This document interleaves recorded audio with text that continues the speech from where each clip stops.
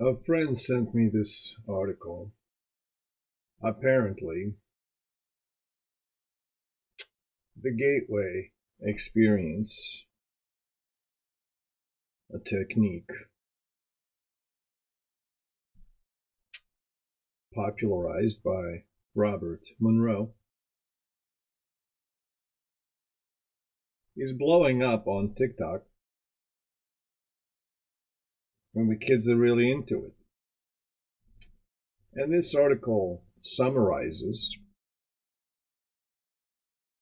well, I guess the viral sensation, the nature of the experience, and then the process one might take to undergo the Gateway experience, which is to, as you can see, escape the confines of time and space, according to the CIA. So, I promised I would read it.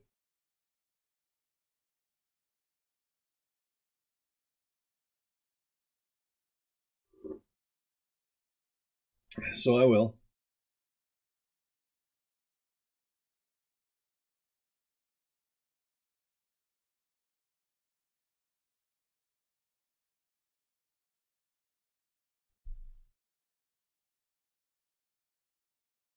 In the 80s, the spy agency investigated the Gateway experience technique to alter consciousness and ultimately escape space-time. Oof, we already have a problem. Space-time is a very specific scientific thing. Albert Einstein combined the two in order to create a new phrase that doesn't mean neither space nor time. Presumably, the Gateway experience is about escaping both space and time. Well, what would you expect from someone named Toby, spelled TH but pronounced T? Obviously, the H was supposed to go after the C in the last name. This guy is completely turned around. Hoofa. She turned to me the other morning and said, "You heard of the Gateway. You didn't register in the moment." She continued, "It's blowing up on TikTok." Later on, she elaborated, "It was not, in fact, the ill-fated 90s computer hardware company folks were freaking out about. No, they've gone further back in time to find a true treasure of functional media." Ugh. Toby must have majored in marketing. The intrigue revolves around a classified 1983 CIA report on a technique called the Gateway Experience, which is a training system designed to focus brainwave output to alter consciousness and ultimately escape the restriction of time and space. The CIA was interested in all sorts of psychic research at the time, including the theory and application of remote viewing, which is when someone views real events with only the power of their mind. The documents have since been declassified and are available to view. I'll tell you what I think about declassified documents. I believed all the conspiracy theories before the documents became declassified and proved that all the conspiracy theories were in fact correct. As soon as it became revealed by the government, you can bet it's not true. It's just an equation, you know? If they said it in the media, it's not true. If it's an official statement by a politician, it's not true. Everything has to be massaged for the children. I mean, and that's you, that's all of you. This is a comprehensive excavation of the Gateway process report. The first section provides a timeline of the key historical developments that led to the CIA's investigation and subsequent experimentation. The second section is a review of the Gateway Process report. It opens with a wall of theoretical context. On the other hand, on the other side of which lies enough understanding to begin to grasp the principles underlying the Gateway experience training. Oh boy, here I go killing again. The last section outlines the Gateway technique itself and the steps that go into achieving space-time transcendence. Oof, I'm going to take issue with that amalgamation there, Thoby. Let's go.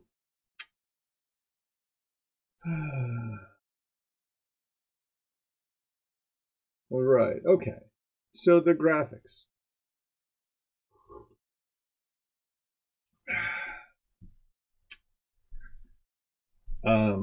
All of these four graphics are the same graphic. That's a good place to start understanding this.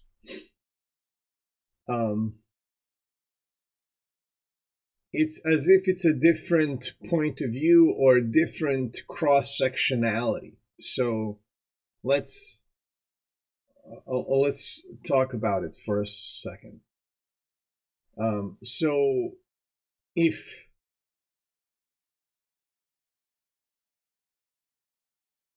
I was to look at you right now, I might imagine your head cross-sectionalized by those three plates. North, west, east, south. And there's a one cutting across, the third plate cutting across right through your temple. So that is the that cross-sectionality from the outside looking at what is happening in and around you, or one might say where the true nature of mindfulness resides, right? It's that cross-sectionality. Now, if we were to just look at that middle plate, and we isolate it on a two-dimensional plate that it is, that would bring us to the second image. And that second image, that center, represents the pineal gland, right where the first image intersects. So we take that middle plate from the first image, we lay it flat on the table, and we look at a two-dimensional representation of the first image. What you will see is the second image. So what the second image, two-dimensional representation of the pineal gland and the swirling motion of energy that represents a two-dimensional antenna, which we will get to in the third image.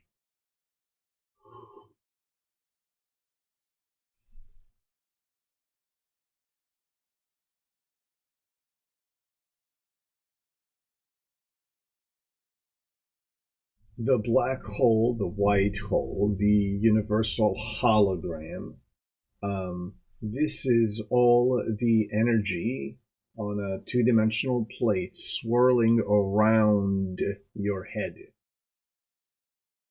If we were to just focus on the energy swirling around your head and three-dimensionalize it, it would be the third image. Now you can easily imagine your head from the first image in the third image.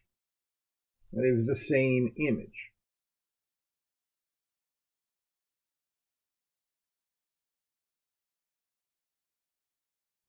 The second image is a single slice from the third image, right? Energetically speaking. The second image bridges the energy and matter gap. you see.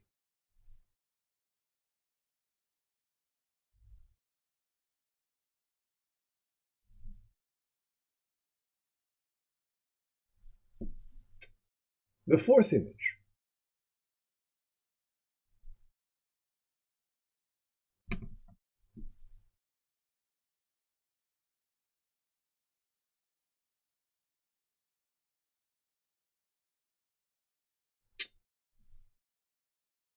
The fourth image represents the toroidal shape again here that we saw in the second image. So this is a repeated pattern, and this is your pineal gland. This is shows a directionality here as well. This is the same kind of directionality that we see here in the second image.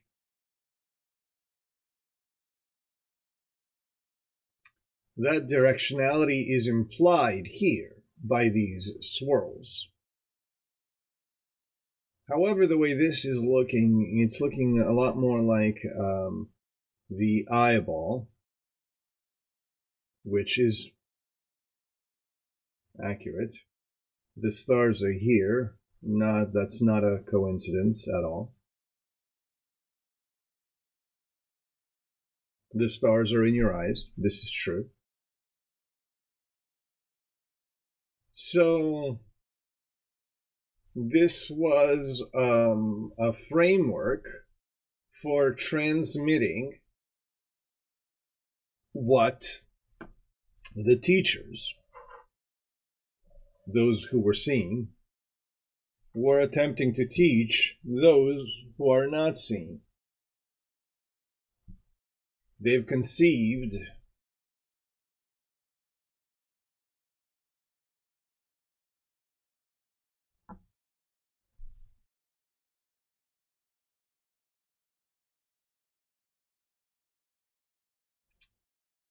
of their meditations in this way.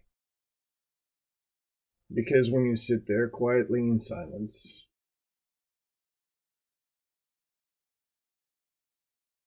you create this sort of swirling pattern.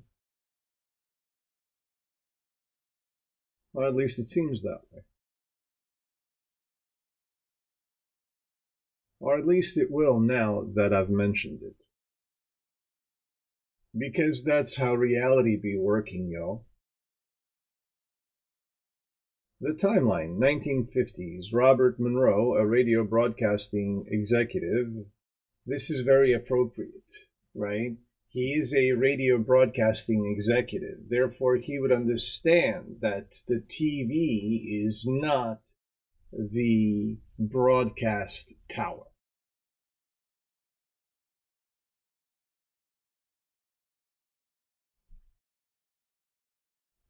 That is a metaphor for us.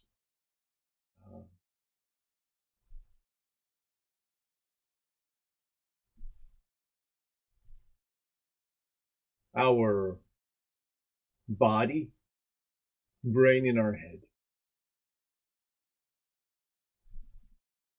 is a TV in this metaphor. And what Robert Monroe has been attempting to communicate throughout his work, and many like him,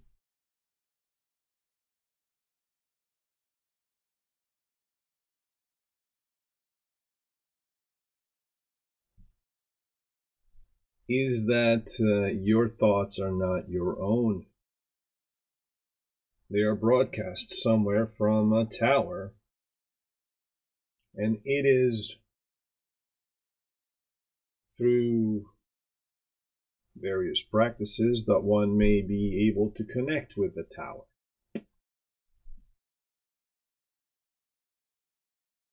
Perhaps even start to broadcast.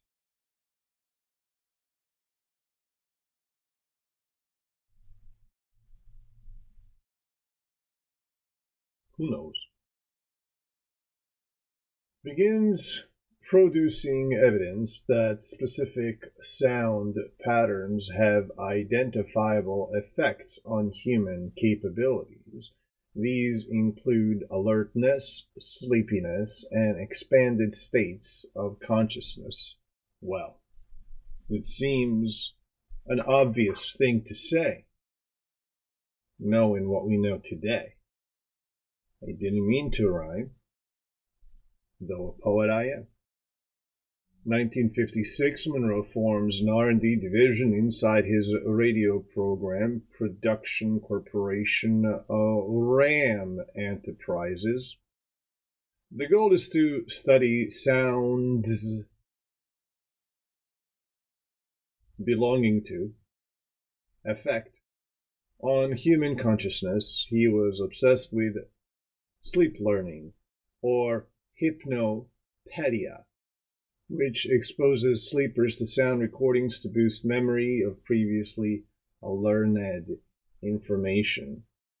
I've found it to be incredibly taxing. We live in a different age than Robert Monroe. 1950s, there were 3 channels on TV. ABC, NBC, CBS. There was,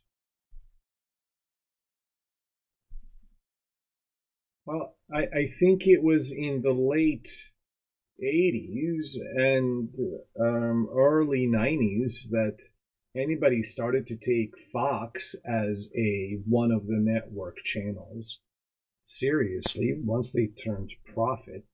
1992, I want to say. Really, up until then, the amount of information, when broken up into bits, that would enter people's minds was a tiny fraction of what it is today. Today we all have multiple screens. We carry a screen in our pockets, and we're constantly inputting information bits into our ears, into our eyes.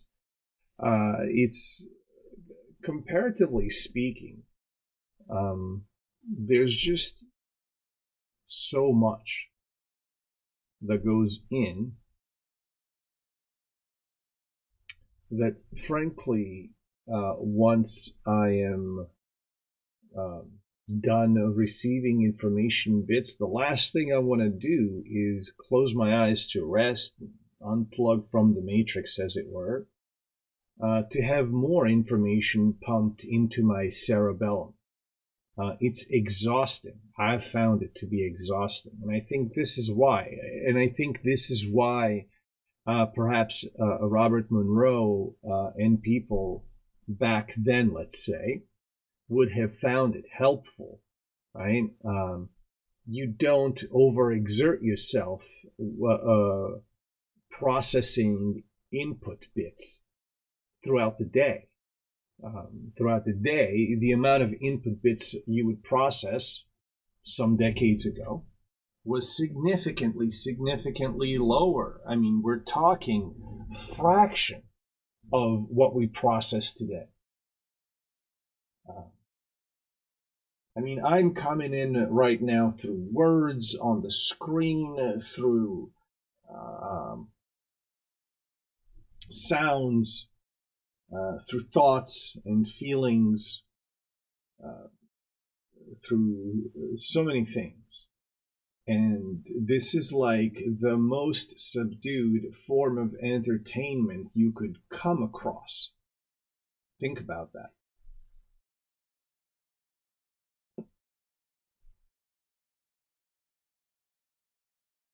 So, well, I'd be curious to hear what your experience might be, but my experience in terms of hypnopedia has been that it's too much. I don't get a restful sleep. Your mileage may vary. 1958, while experimenting with sleep learning, Monroe discovers an unusual phenomenon. He describes it as sensations of paralysis and vibration accompanied by bright light. It allegedly happens 9 times over the preceding 6 weeks and culminates in an out-of-body experience. Obi.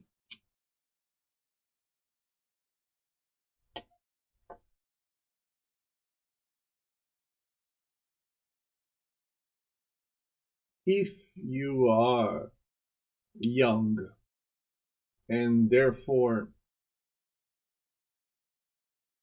unlearned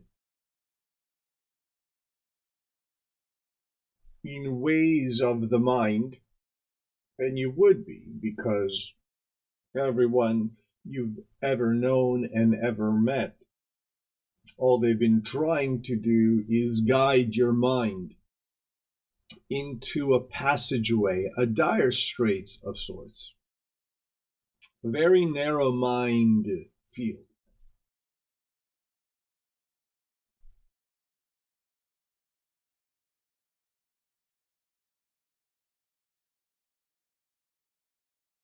If you're a college graduate, you are virtually guaranteed to not understand anything of what I'm saying. And yet you will believe that you understand and in fact overstand everything that I'm saying.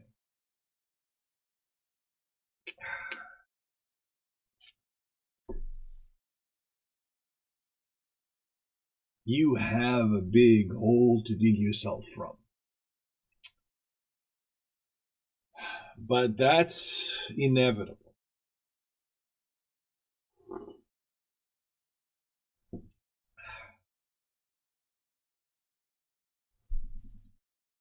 I guess I really want to speak to a skeptic inside of you.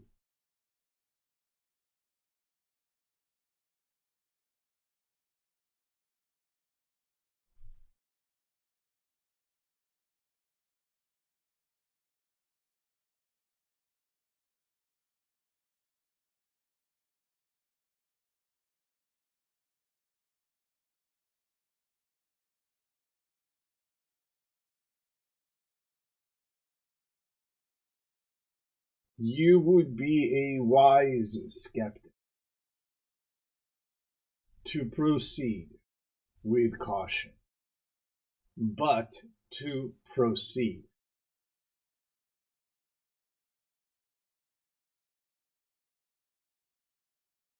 Because as an old skeptic,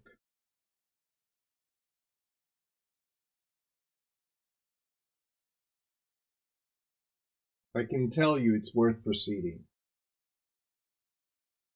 And I can tell you that this is the least of it.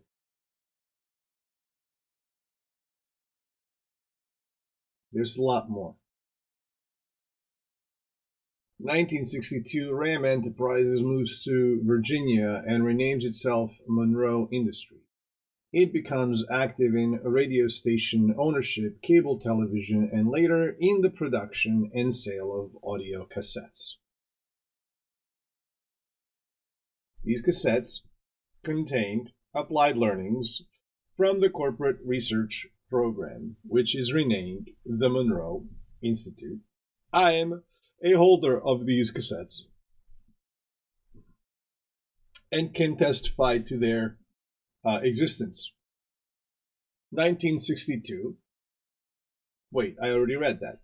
1971, Monroe publishes Journeys Out of Body, a book that is credited with popularizing the term out of body experience.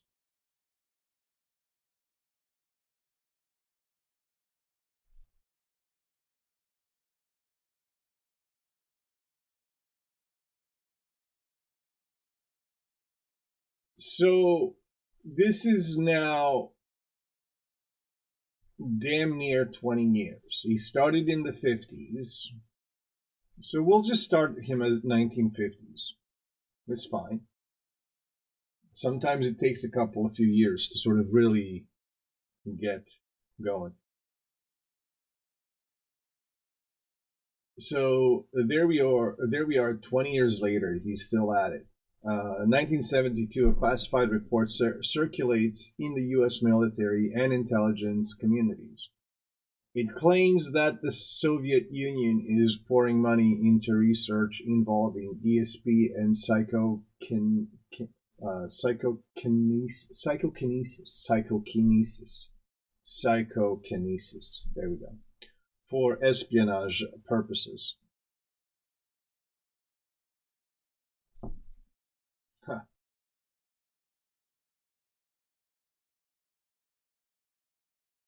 Well, let's see. It's 1970s. There's still only just 3 network channels on TV. And there are no cell phones, there are no computers, folks.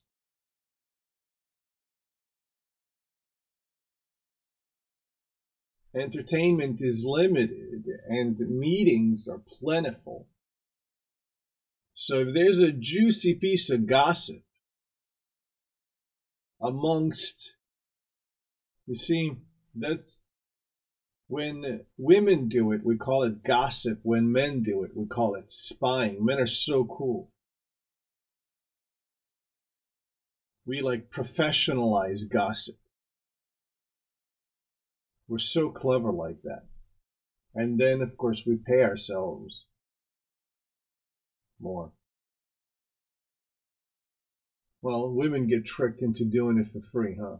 Except for Matahari. Matahari.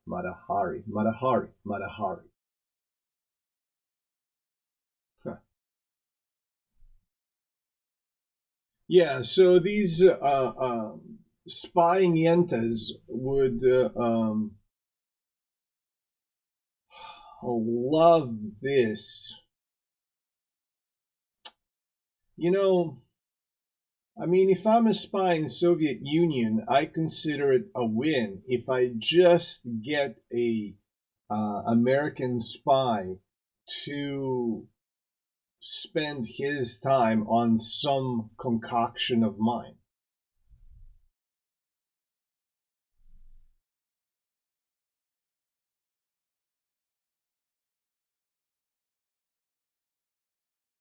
That's a win in Soviet Union's book. Because then they occupy your mind space and everything begins in the mind.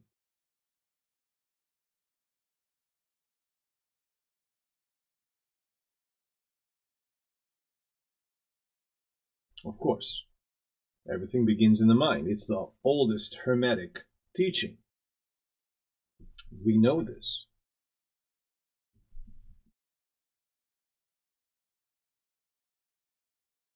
So these guys were hungry for more information.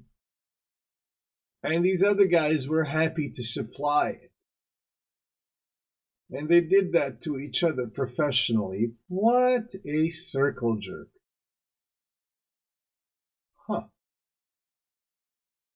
1975, Monroe registers the first of several patents concerning audio techniques designed to stimulate brain functions until the left and right hemispheres become synchronized. Monroe dubs the state hemisync, hemispheric synchronization, and claims it could be used to promote mental well-being or to trigger an altered state of consciousness.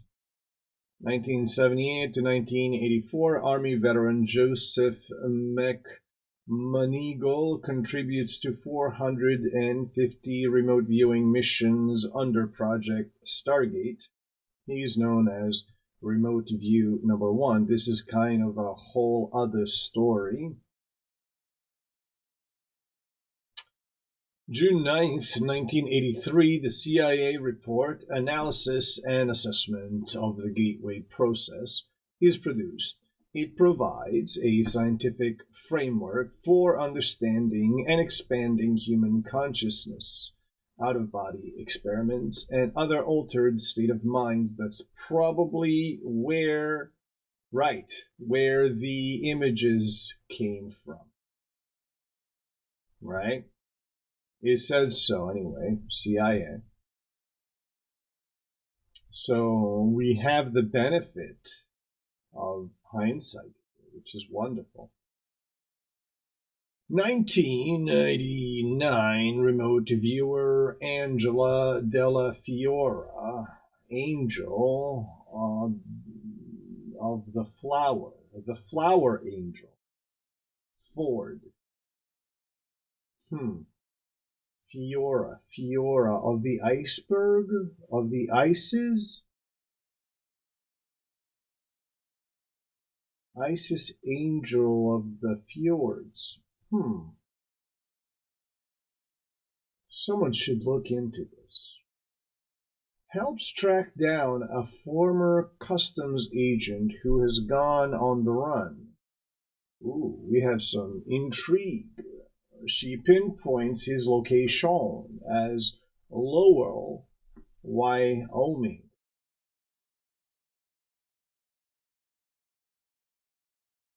Lower level. Why? Oh, Ming. Why lower level? Oh, Ming.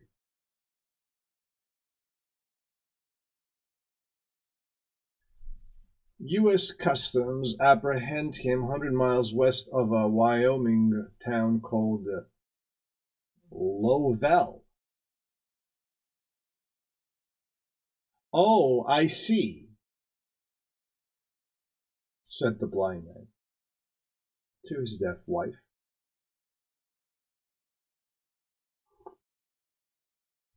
During the remote viewing, the V can easily become a W, and vice versa, I suppose.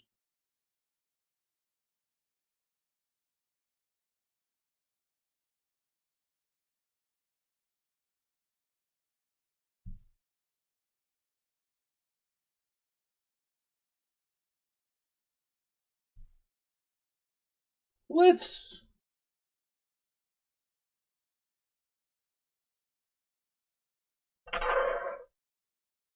remove the mystery from this paragraph.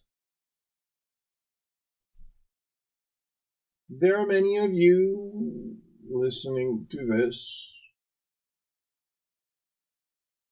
who may attribute supernatural, unlikely, improbable chances of that paragraph in fact being true. Because, after all, remote viewing, what is that? Come on, man. Get out of here. Certainly, you're not telling me that someone can go into a meditative state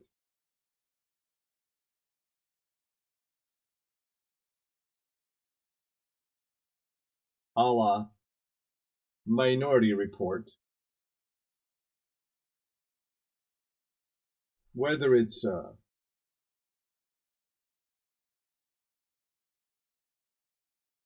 bed made of water, including 2 more precogs for a little meditative menage a trois,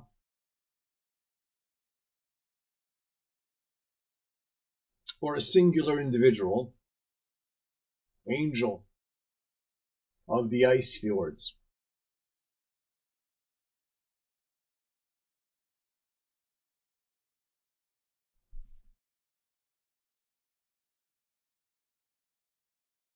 Impossible. Right? Of course. Are you insane? Like, do you actually think remote viewing is a real thing? It's not a real thing, you dummy.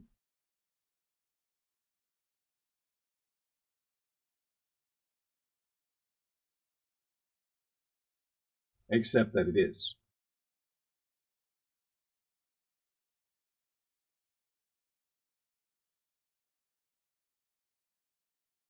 I'll explain how.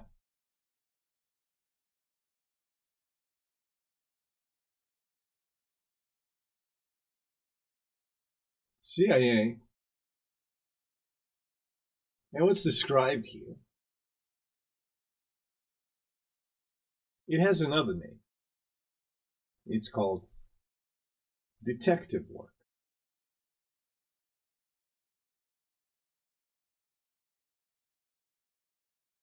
If you ever wonder how the angel of the ice fields or some other remote viewer is capable of intuiting Lowell, Wyoming, and then it turned out to be Lowell, Wyoming,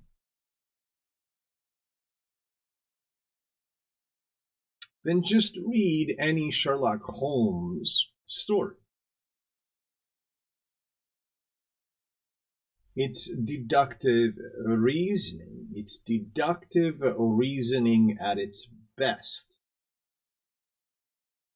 You see, Sherlock Holmes is dramatized in order to help the mind follow the action so that you may understand the cause and effect, the effect and the cause.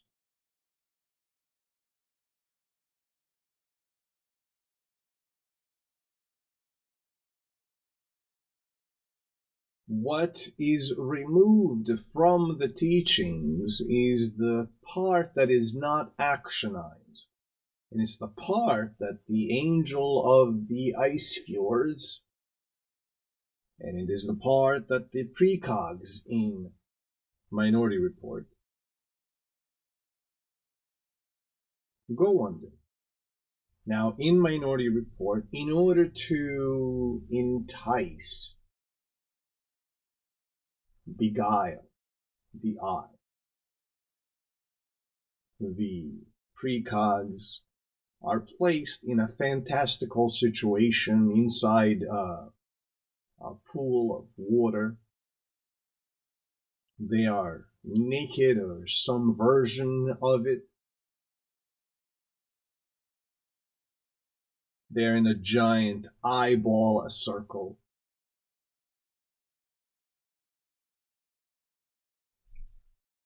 This is all done in order to fantastalize, make fantastic and infantile. Fantastalize. It's a new word I just made up. You're welcome.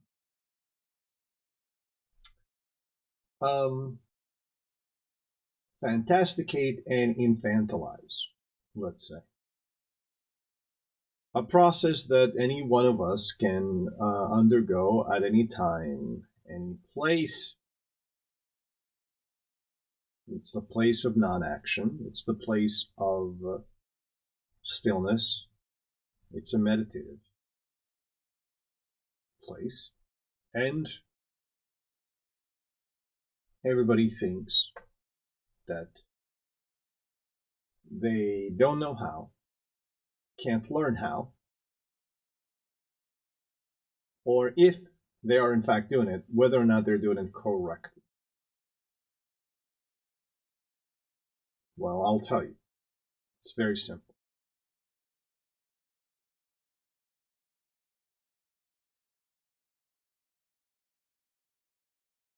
There are only two parameters that you have to get right when it comes to being able to access the broadcast tower. Being able to step into Angel of the Ice Fjord's shoes. Being able to intuit Lowell, Wyoming.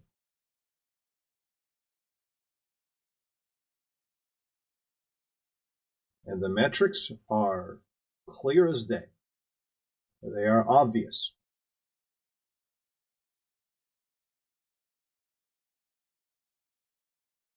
You hit these two, you're doing it. Number one, to meditate. is to have your eyes closed,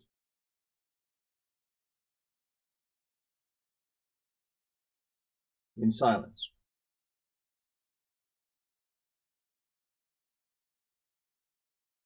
Others would say sit in silence. I do not say that.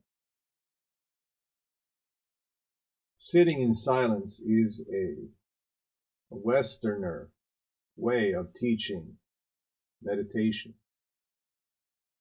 That's how they teach it in school in the East.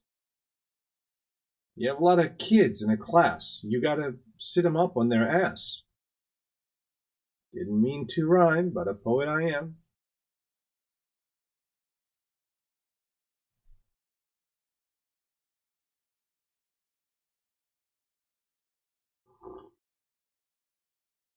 You, however, can afford a bed. So lay in your bed or sit on your ass.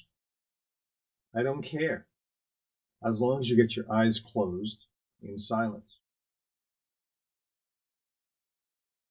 What if you fall asleep? It means you need to fall asleep. So fall asleep.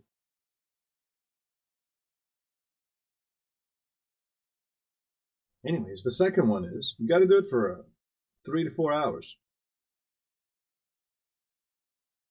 Like, if it's less than 3, you're not doing it. That's how you know.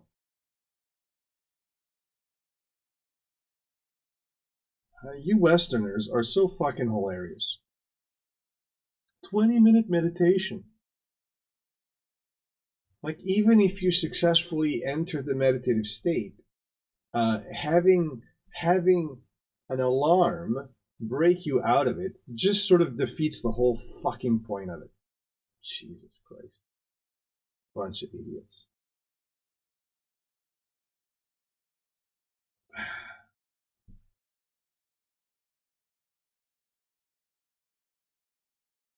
If you do it right, it's going to take a few hours.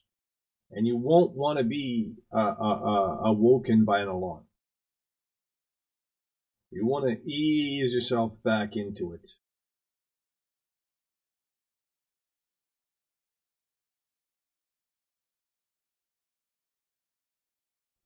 So, if you just lay down in silence and manage not to fall asleep, try again next day.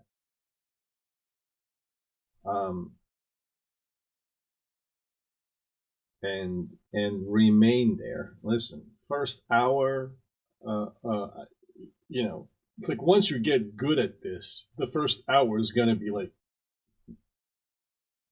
all the crappy stuff you need to go through to get to the juice, right? And then when you're really lucky, on occasion you enter in that hour 2 and 3, you enter a state that you just want to stay there. Is the state that it is. But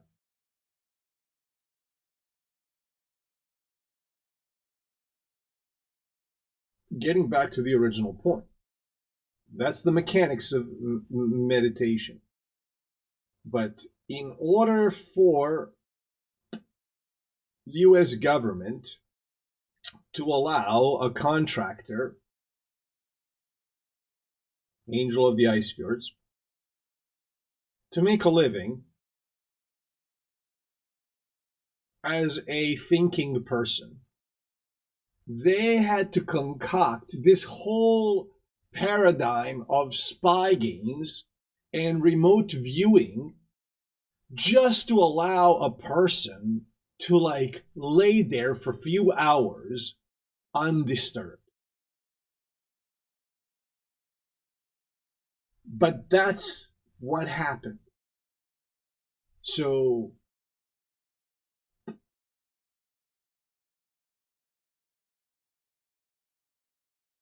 it's available to any one of us.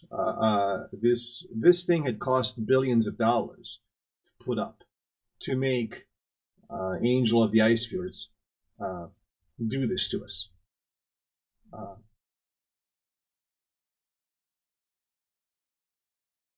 And like, you can engage in this anytime you want, for free. Pretty amazing. Anyways, 2003. Ooh, now we're in this century. The CIA approves declassification of the Gateway Process report. Why?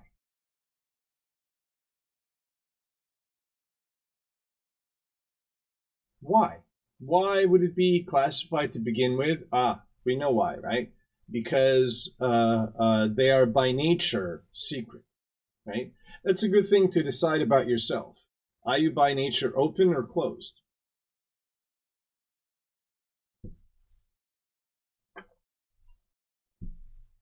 They are by nature closed, and then they open as necessary.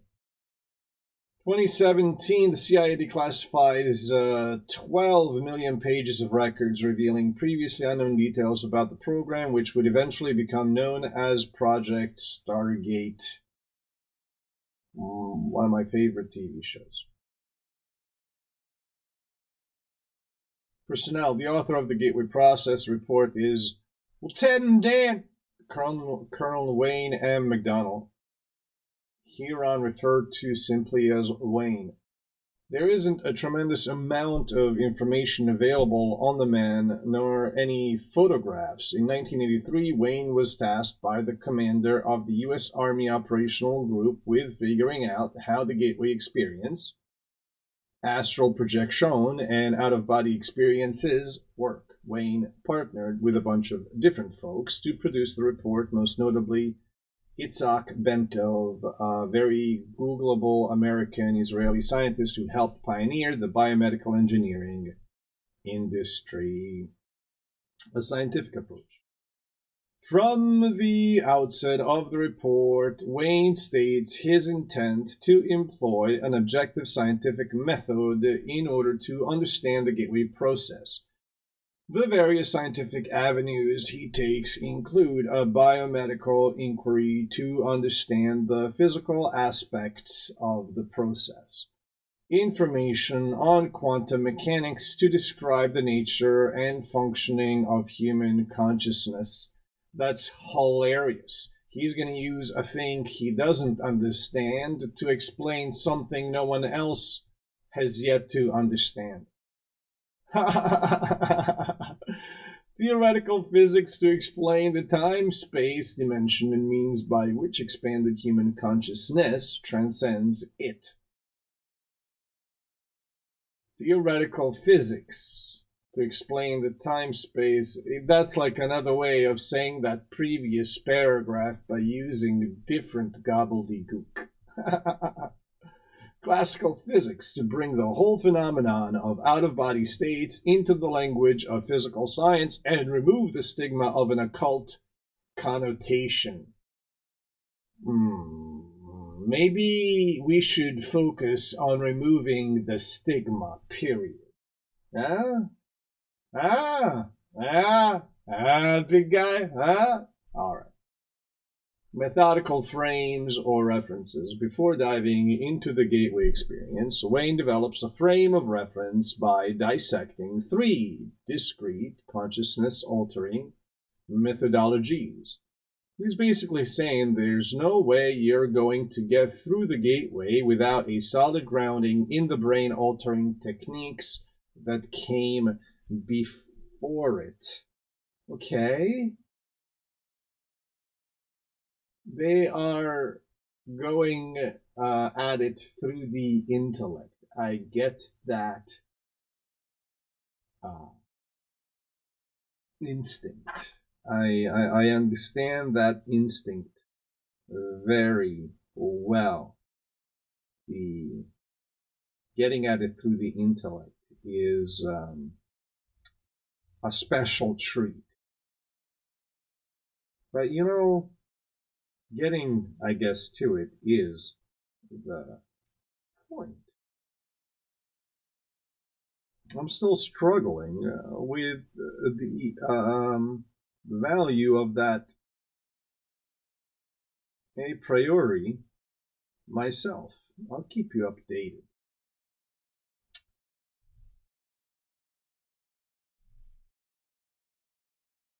Before diving into the gateway experience, Wayne develops a frame of reference by dissecting three discrete consciousness-altering methodologies.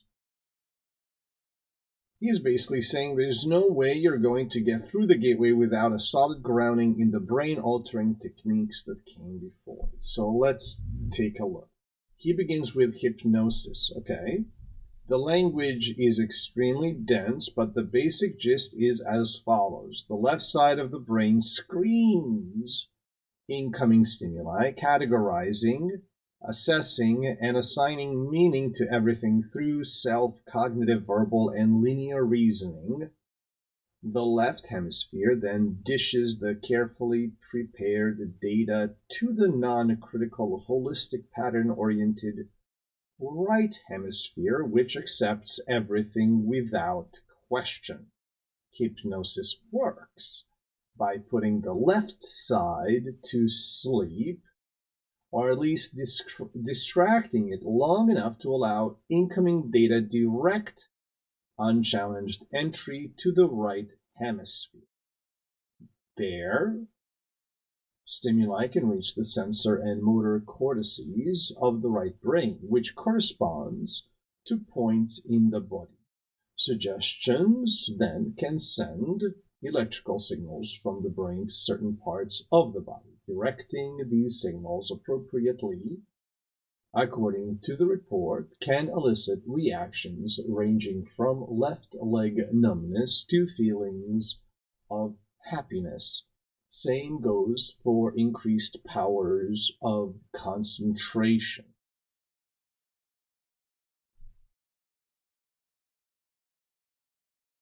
You know, I think what's happening here is we are watching people discover the benefits of meditation and go about creating a corpus of work that they themselves and others can then reference in order to justify their paychecks. It's kind of pathetic when you think about it. So we best not think about it, okay?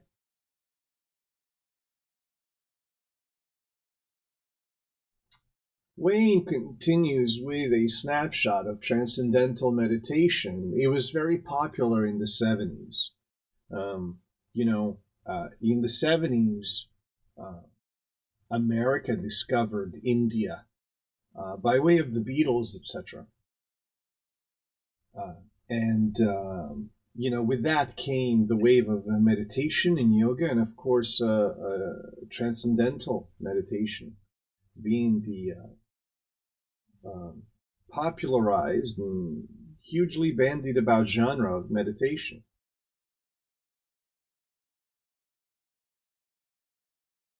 He distinguishes it from hypnotism.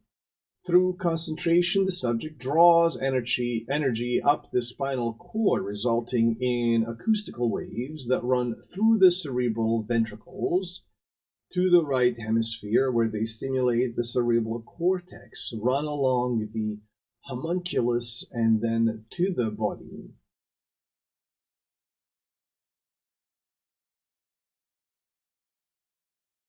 The waves are the altered rhythm of heart sounds, which create sympathetic vibrations in the walls of the fluid-filled cavities of the brain's ventricles. He observed that the symptoms begin in the left side of the body, confirming the right brain's complicity. Bentov also states that the same effect might be achieved by prolonged exposure to 4 through 7 hertz seconds acoustical vibrations. He suggests standing by an air conditioning duct might also do the trick. David Lynch and other celebrities are committed adherents to transcendental meditation today. Isn't it funny how they attempt to authoritize Transcendental Meditation, something you may perhaps otherwise have a hard time accepting, by mentioning that some,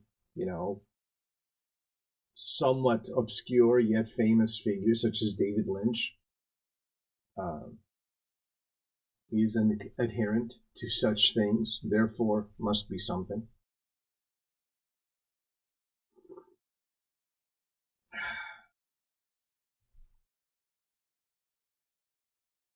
People are such funny animals, especially their brains. All right, so we can think of transcendental meditation and hypnosis as two bodies of work, frameworks of which we can adapt and use to connect to things known and familiar to the recipients of that time, i.e., their bosses. So their bosses have undoubtedly heard of hypnosis. And like children, want to know how hypnosis works. However, like grown adult men, they don't want to put themselves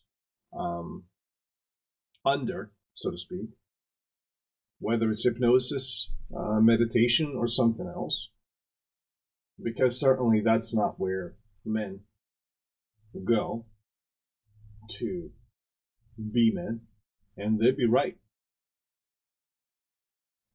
When you go there, you be something else, genderless, beyond gender. And yet, distinctly one gender or the other. Both are true, as often these things find themselves paradoxically to be. Terence McKenna called it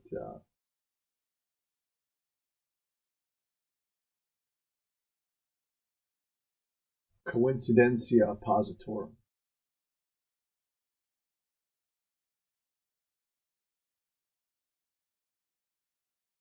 Biofeedback, on the other hand, uses the left hemisphere to gain access to the right brain's lower cerebral motor and sensory cortices, whereas hypnosis suppresses one side of the brain. The TM, Transcendental Meditation, bypasses that side altogether. Biofeedback teaches the left hemisphere to visualize the desired result, recognize the feelings associated with right hemisphere access, and ultimately achieve the result again. With repetition, the left brain can reliably key into the right brain and strengthen the pathways so that it can be accessed during the conscious demand mode. A digital thermometer is subsequently placed on a target part of the body. When its temperature increases, objective affirmation is recognized and the state is reinforced. Achieving biofeedback can block pain, enhance feeling, and even suppress tumors, according to the report. Oh, there they are. Okay, so let's get back to, let's see.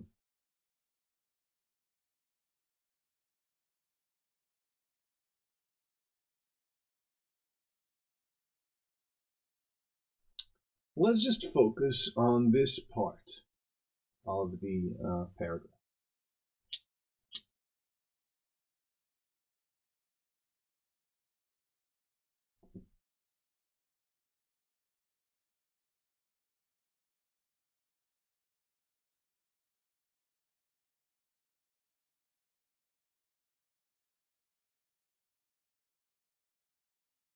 We go through life always in the want and the need of something more, someone more, somewhere more,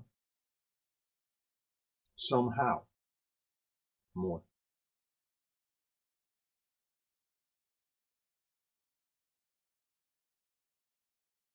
Whatever we are not enough.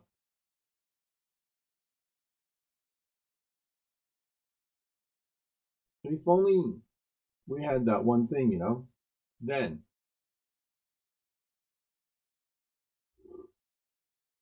and our whole lives has been one acquisition of one thing after another, in a perpetual need to feel complete.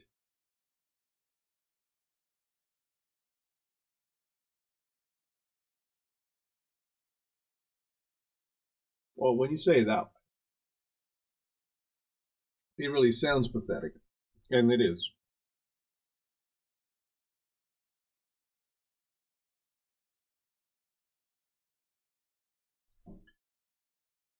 But how can we say it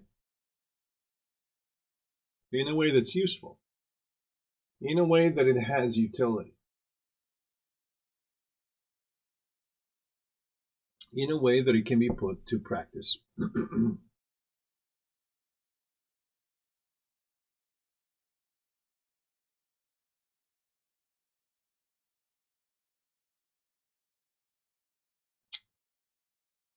Like this.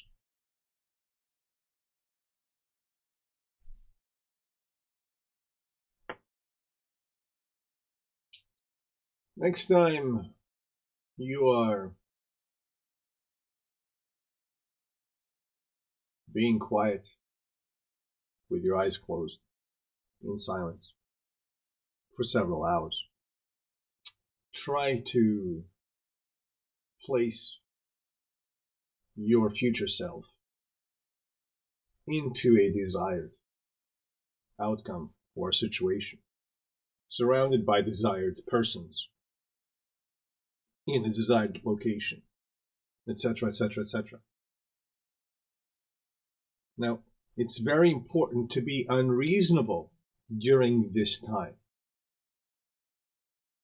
detached and disconnected from what can realistically happen or what you can realistically achieve.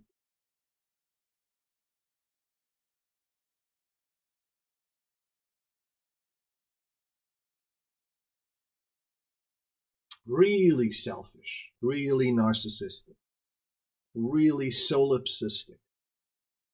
Really get all up in it. Get all the juice for yourself.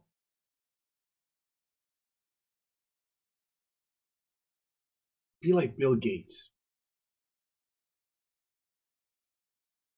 You know how he changed our reality in 95? By getting all of us looking at the window in which the internet lives. And how today he's reprogramming our DNA. Like that. Like really envision a bold future for yourself. And then, once the darkness of your mind is filled in technicolor and great pixel perfect detail, step into the feeling of what that feels like, and then try to stay there for as long as possible. Remember when I said you won't want to leave? That's what I meant. That's one of the reasons you don't want to leave. So you get, really up in there, step into that feeling, and then the magical thing happens. First of all, the 3D reality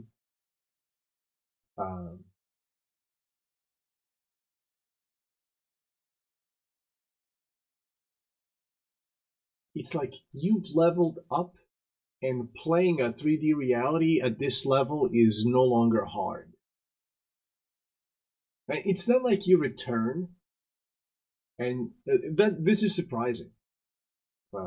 You think that, oh crap, I've returned to my crappy reality. I should be disappointed. You think that would be the case, but it's not. It's more like this level becomes easy to play, and then you start doing things from the place of that feeling. And you find yourself in this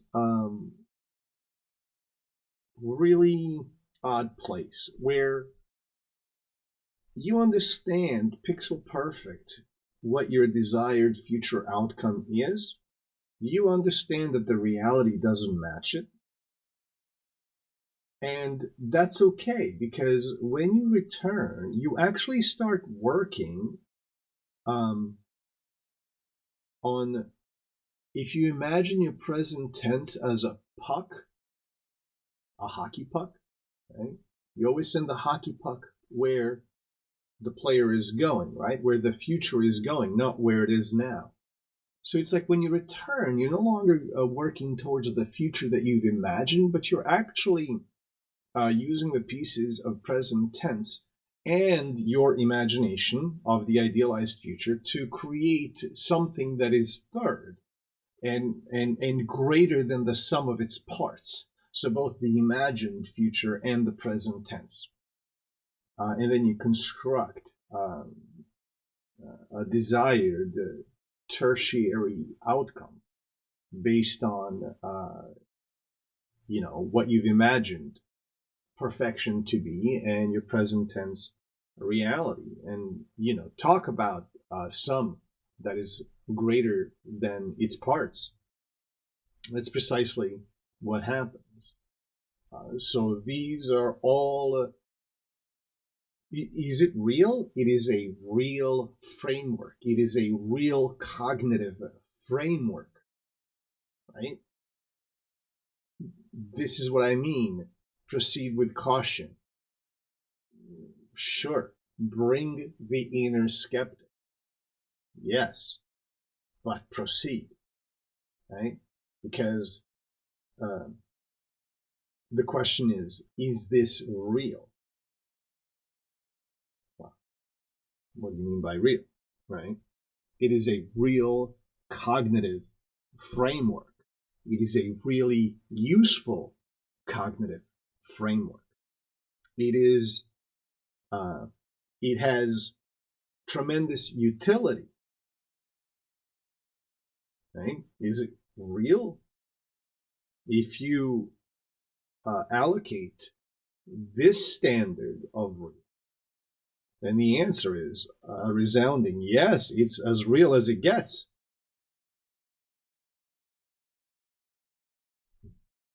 But it's also not real. How is it not real? Well, it's not. It's only real when it is materialized in your own present tense. Until then, it's not real. I mean, it's real to me, but it's not going to be real to you like it's real to me until it is materialized in your present tense reality.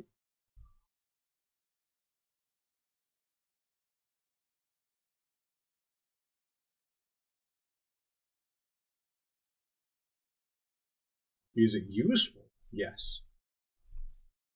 Right? Did I invent it? Yes. No. Who knows?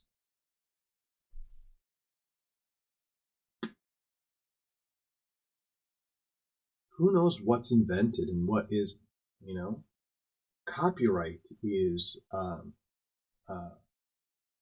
might be the impediment to our advancement as a civilization.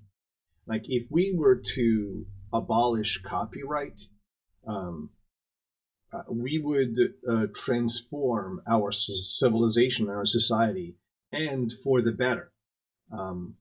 I believe this one thing, if there's a surgical one strike that I could make, it would be to abolish copyright. And I think that would disproportionately improve our society for the better. But I digress.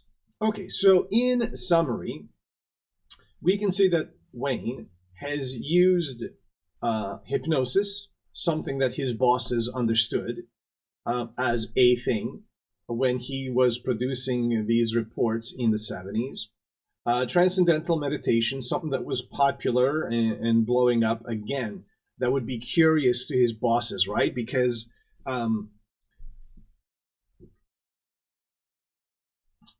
you have to think of Transcendental Meditation not merely as a movement towards mindfulness, let's say, right? Sure, it might be that, right? But it also might be a potential attack against what? The establishment,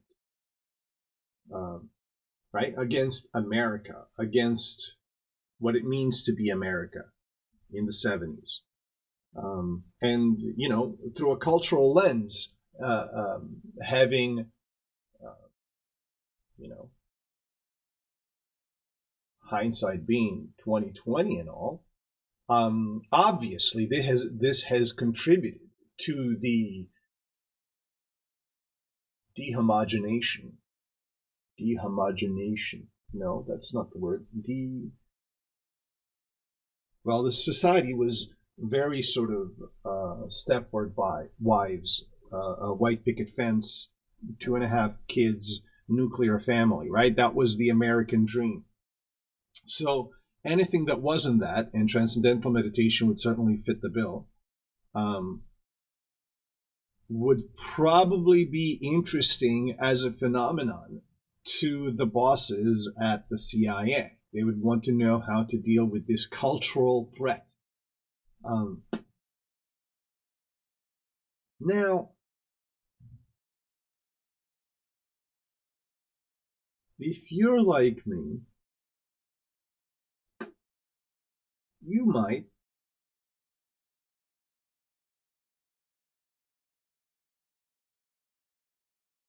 be inclined to diminish the importance or the threat of something as soft as culture, particularly when we think back to the 70s. Well, you know, let's go further than that. World War II ended, 1945-ish. Robert Monroe started his work in 1950, so his mind was traumatized by the World War II, like anyone's mind was and would be. The Cold War begun, right? Germany was divided.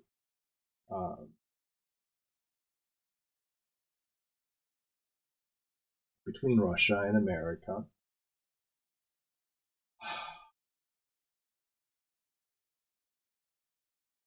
So that was the cultural narrative, the reality soup in which they were swimming in. As the decades wore on,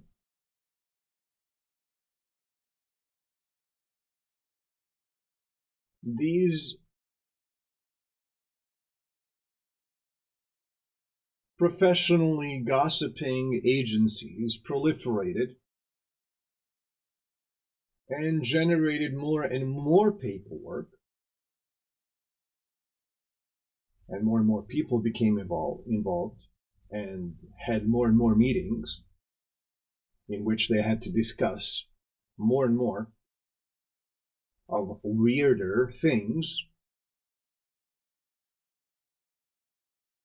So much so that, according to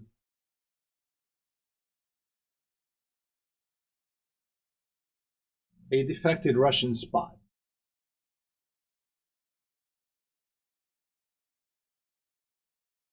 Bezmenov,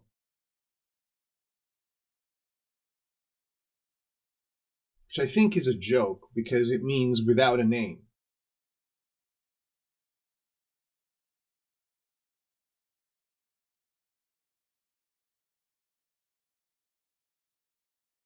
indicated that about maybe 5, maybe 10, maybe 15%. I don't even remember. I just remember it was really, really low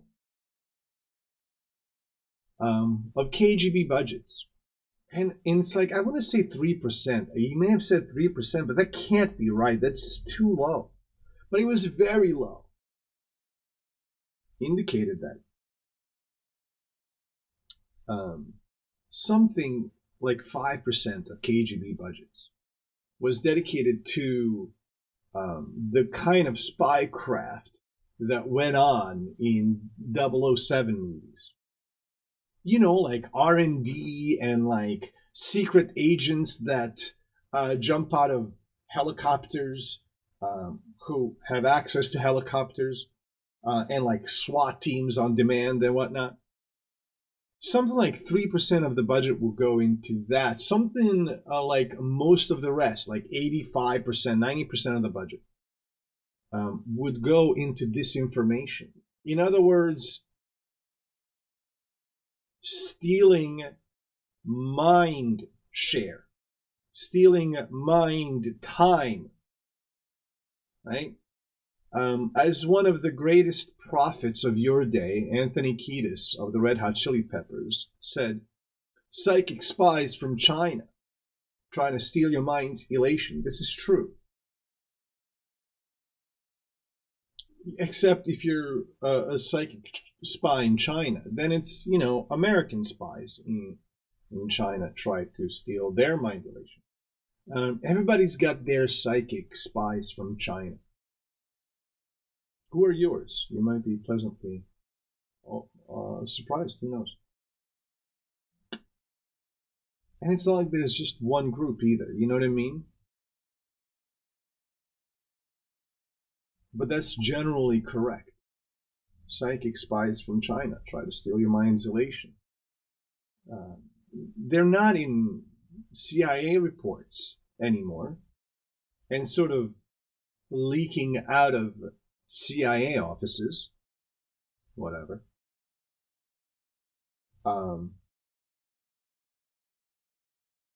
Now they're on your screen on a Vice article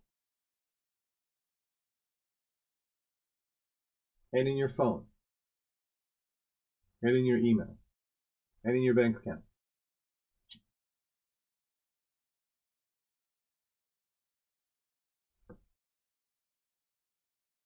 Okay.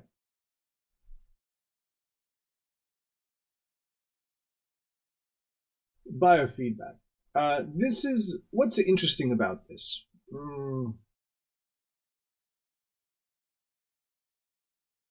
I like that he's used the most scientific, let's say, framework to articulate poorly the most of the mystical of the processes, which is this, stepping into the feeling after several hours of being there, stepping out of that feeling, creating a third a reality that's a culmination of the imagined desired outcome in your present tense. That's very real, and that's a very high utility type framework. It's a high utility paradigm. You'd be hard pressed to find a better one. And if you do, I'd be curious to hear about it.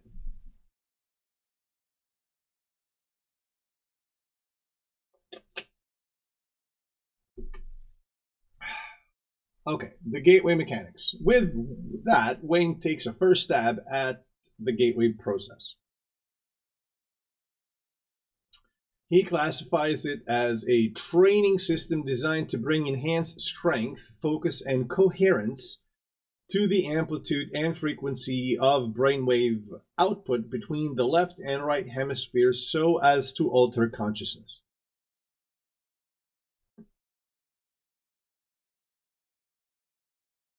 Well, let's examine this for a second.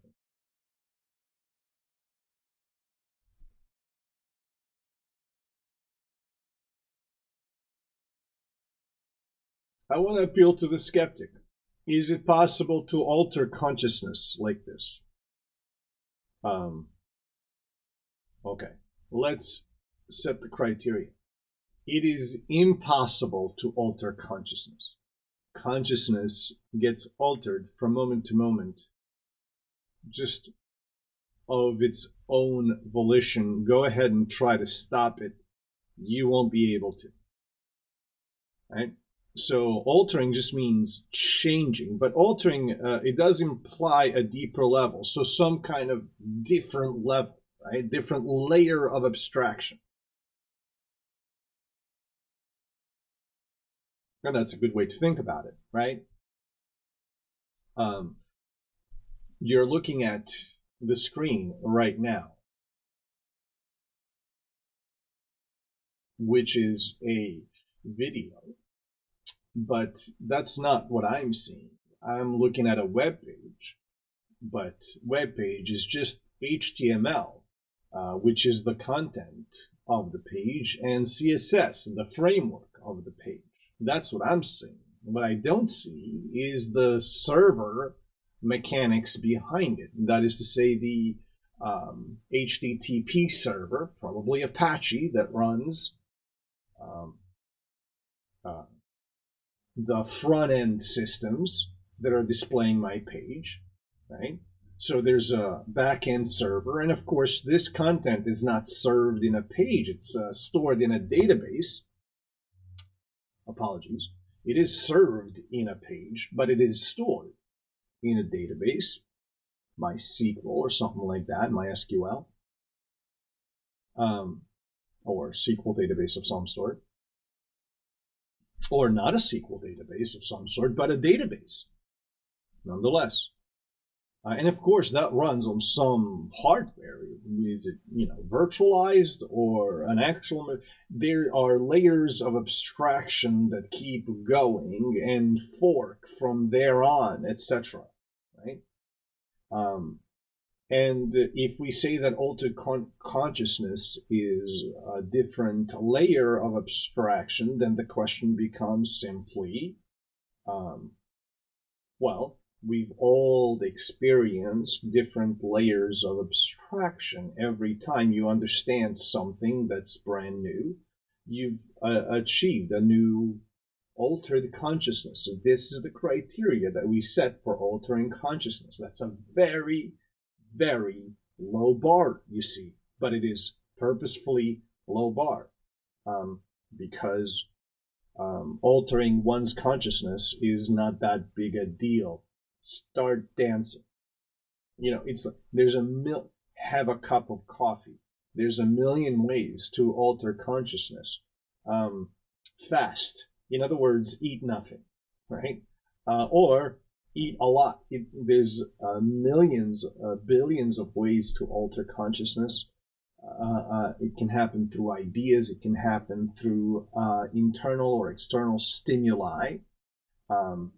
There are better, more valuable ways of doing it than others.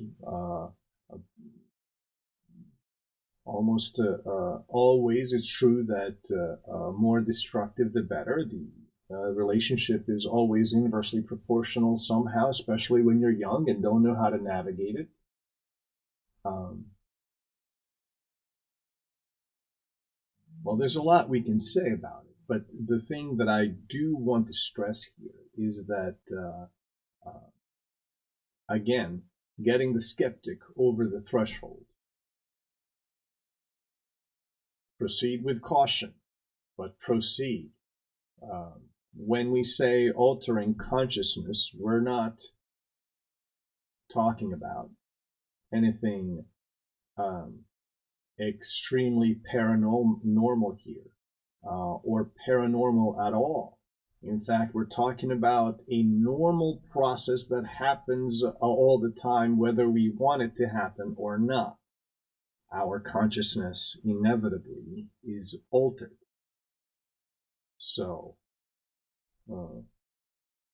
what's a lot more interesting is being able to comprehend this process as the gateway mechanism is designed to help you do. So comprehend the mechanism and then perhaps put it to work somewhat more mindfully than before. Oh, but I'm already a thinking, living, breathing animal. Are you? Are you? Are you?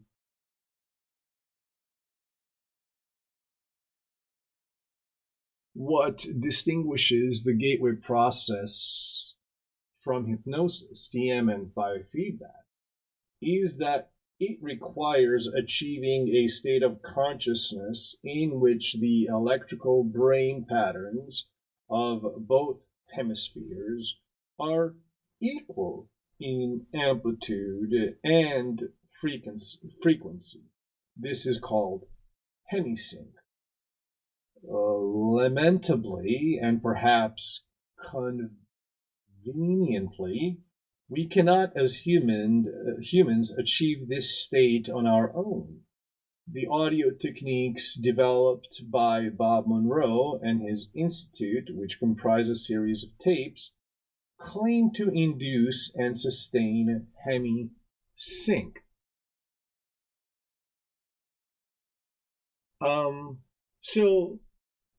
Toby is being a little facetious here, but I want to examine it. Lamentably, regretfully, sure, we must have these tapes to achieve these states. Conveniently, certainly, right? We have to pay Robert Monroe some money to achieve hemisync. Okay, so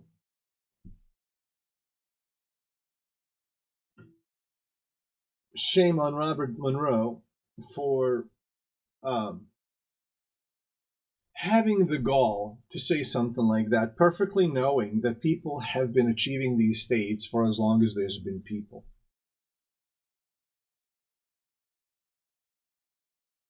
However, having the audio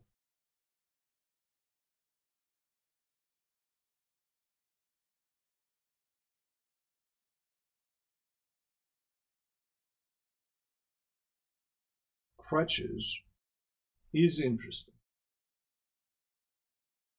and worth exploring.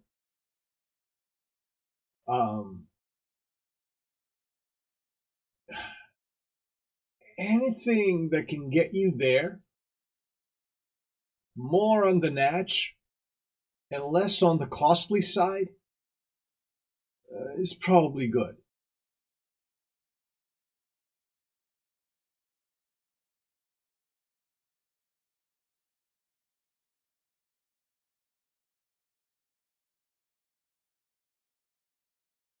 I just can't help it. The quiet part.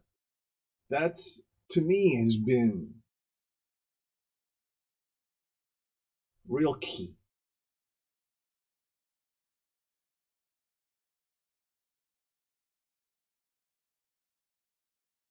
Controlling the sound,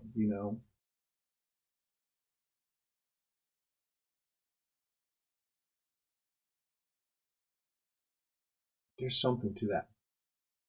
Here, the document shifts to the usage of quotes and other reports to describe the powers of hemisync. Wayne employs the analogy of a lamp versus a laser. Left to its own devices, the human mind expands energy like a lamp.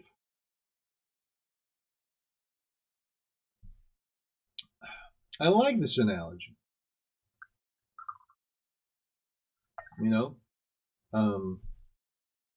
Given what your attention span is today, it's a useful analogy. One worth meditating on.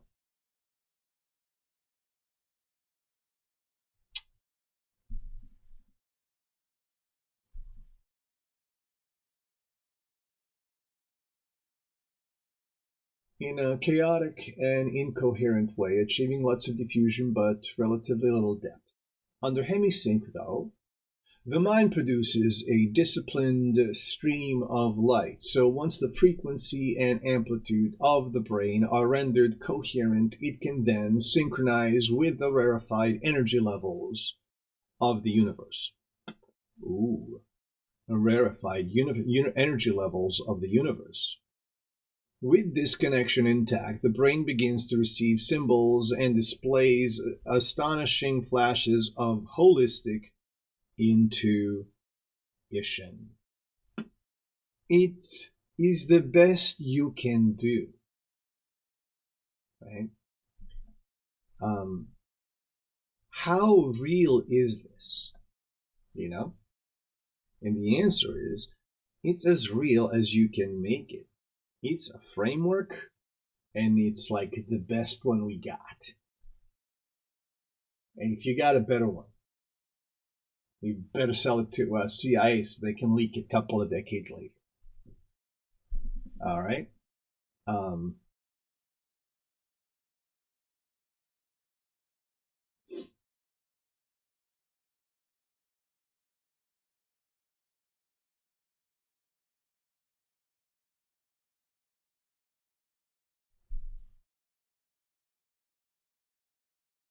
Here's a good hint that you might be on the right track.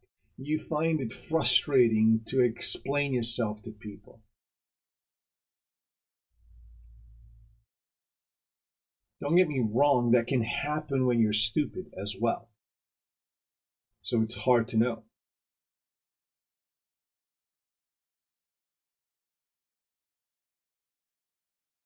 But when you operate at the level of intuition and you're dealing with someone who is claiming to be data facts driven, there's just the insecure types that can't handle their emotions. So you gotta go easy on them because they're so dumb.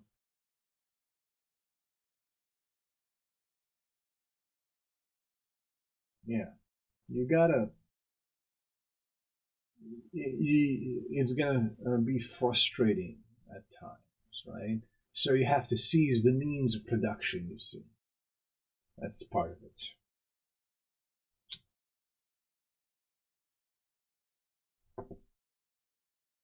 The hemisync technique takes advantage of a frequency following response, FFR.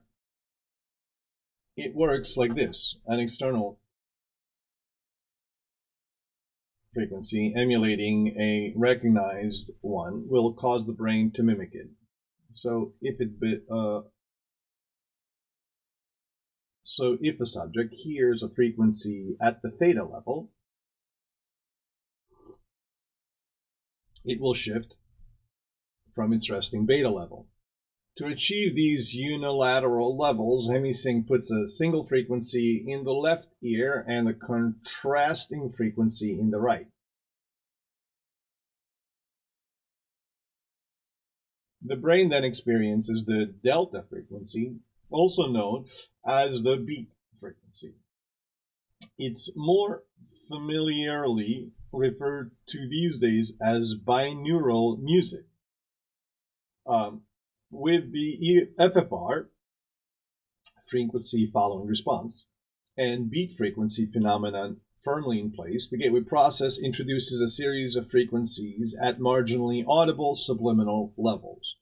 With the left brain relaxed and the body in a virtual sleep state, the conditions are ideal to promote brainwave outputs of higher and higher amplitude at frequency.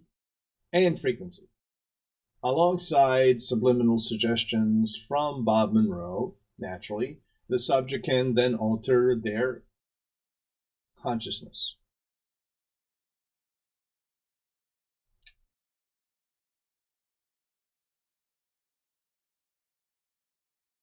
So that's 208 in total.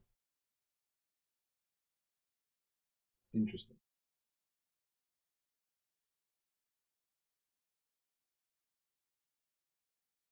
The gateway system only works when the audio which is introduced through headphones is accompanied by a physical quietude comparable to other forms of meditation. This increases the subject's internal resonance to the body's sound frequencies. For example, the heart. This eliminates the bifurcation echo in which the heartbeat moves up and down the body 7 times a second. By placing the body in a sleep-like state, the gateway tapes, like meditation, lessen the force and frequency of the heartbeat, pushing blood into the aorta.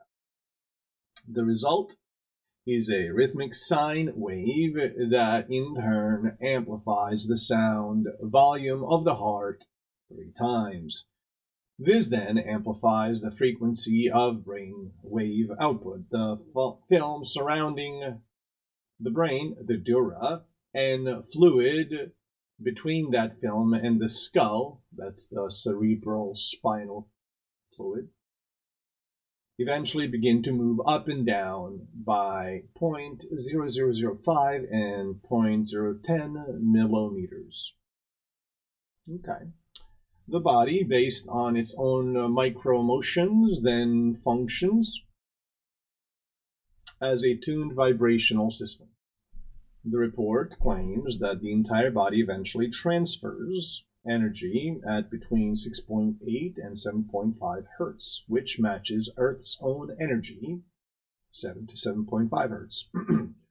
The resulting wavelengths are long, about 40,000 kilometers, which also happens to be the perimeter of the planet. According to Bentov, the signal can move around the world's electrostatic field in 1/7 of a second.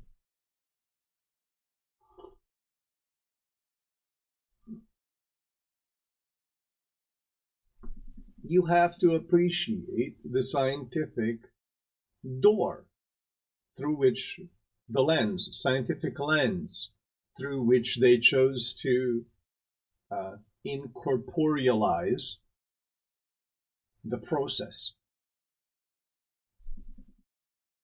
To recap, the gateway process goes like this. Induced state of calm, blood pressure lowers, circulatory system, skeleton, and other organ systems begin to vibrate at 7 to 7.5 cycles per second. Increased resonance is achieved. The resulting sound waves matches the electrostatic field of the Earth, the body and Earth, and other similarly tuned minds become a single energy continuum. We've gotten slightly ahead of ourselves here, though. Back to the drawing board. So this is akin to tapping into the Akashic record or being in a cognitive menage a trois with others.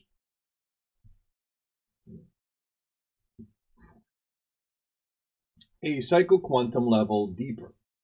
Wayne then turns to the very nature of matter and energy, more materially, or less if you will. Solid matter, in the strict construction of the term, he explained, doesn't exist. This is the quantum part, right? The atomic structure is composed of oscillating energy grids surrounded by other oscillating energy grids at tremendous speeds. These oscillations rates vary. The nucleus of an atom vibrates at 10 to the power of 22. A molecule vibrates at 10 to the power of 9. A human cell vibrates at 10 to the lower power of 3. The point is that the entire universe is one complex system of energy fields. States of matter in this conception then are merely variations in the state of energy. The result of these moving energies bouncing off of energy at rest projects a 3D mode, a pattern called a hologram, aka our reality as we experience it. Note here that in this document, both hologram, that is to say the holographic theory of the universe, that is to say the simulation theory,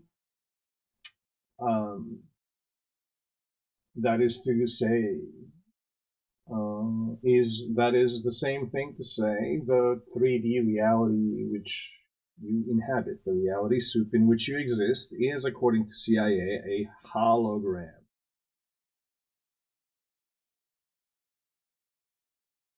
What could CIA or Monroe,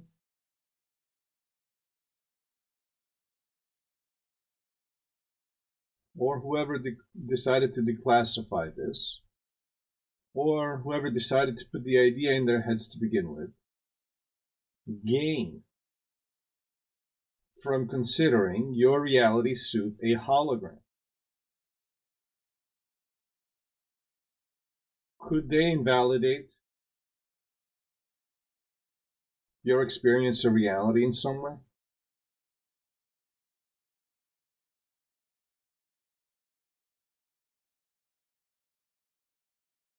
Could they possibly be hypnotizing you into believing what comes next? You'll own nothing and be happy.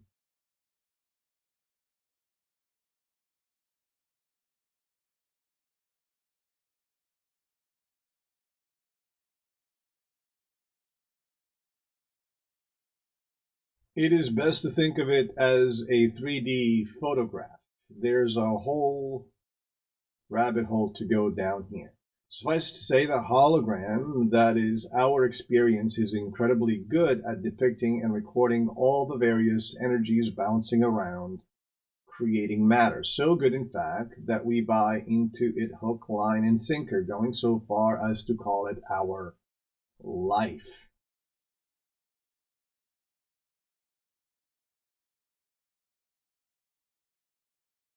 Start to observe the number of ideologies which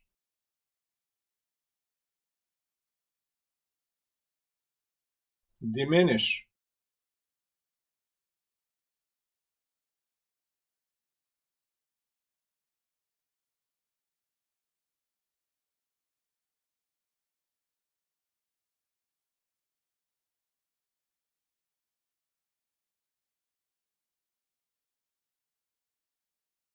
well, I fear to say lived experience.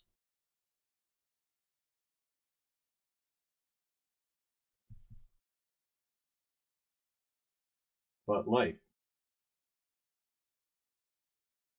Consciousness can be envisaged as a 3D grid system superimposed over all energy patterns, Wayne writes.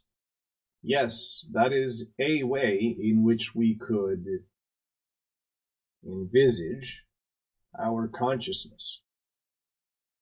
Using mathematics, each plane of the grid system can then reduce the data to a 2D form. Our binary go, no-go minds can then process the data and compare it to other historical data saved in our memory. Our reality is then formed by comparisons. The right hemisphere of the brain acts as the primary matrix or receptor for this holographic input. The left hemisphere then compares it to other data, reducing it to its 2D form. In keeping with our species' commitment to exceptionalism, as far as we know, humans are uniquely capable of achieving this level of consciousness. No. Simply, humans not only know, but we know that we know. This bestows upon us the ability to duplicate aspects of our own hologram, project them out, perceive that projection, run it through a comparison with our own memory of the hologram, measure the differences using 3D geometry, then run it through our binary system to yield verbal cognition of the self. All right, let's look at the diagram. All right, the absolute in infinity. All right. This is the infinity amplitude clicked out portion of oscillating energy traversing intermediate dimension. Planck's distance. Okay. Clicked out portion of oscillating energy in right. Okay. Planck's distance, the absolute in infinity, right? Okay. Energy, oscillation, wave. Okay. So what is this image describing? Okay. The middle part, this part right here represents the sound spectrum, the visual spectrum, the reality spectrum of our reality, right? It's like there are things that are microscopic and we can't see them with a naked eye. Yet they belong in our reality. They are within this perceptual range if we use a microscope, for example. Right? And that's still within the realm of our reality. We can extend our felt reality using devices. We can't see gamma rays, but we can, intuit gamma rays by using devices that allow us to do that. It extends our visual field. Even though we can't hear a dog whistle, we can put it to good use. Dogs can hear it. It's within our grasp, within our reality soup, and yet somehow outside of range, right? So all of these things are teetering on the edge here, like that dog whistle, right? It's like if this was to represent a dog's capacity to hear sound, for example, right? This line might go down a little further, right, than ours might. And yet we interact with that line. So I think that's a really good example of something that bridges that gap. So we can blow a dog whistle. We don't hear it, but dogs do hear it. And we can think of that as something that is beyond us. But there are things that are completely beyond us, that are truly beyond us. Like it has taken us an entire civilization to be able to intuit that there may be gamma rays, The amount of technology that we had to rest that belief on is just tremendous. It's layers upon layers of technology and assumptions at each layer. So we interact with things that are slightly outside of our reality soup. So I want to make a distinction between those things and things that are truly outside of our realm, right? And things that are truly outside of our realm are things that are at Planck or Planck's scale or Planck's distance. There are two kinds of infinities. There's the infinity that expands ever outward, and that's sort of the infinity that we grapple with on a cosmic level. And there's infinity that expands inward, right? Infinitely small and infinitely large, right? And we sit in the middle as a measure of all things. So, what is Planck? What is a Planck? What is Planck's scale? What is Planck's distance? It is mathematically defined, 10 to the power of 33 centimeters or whatever, right?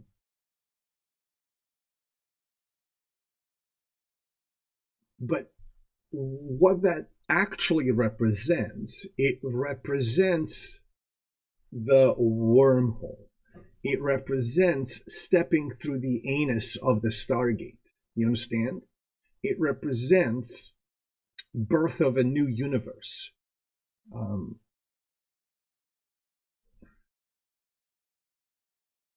It represents the Big Bang.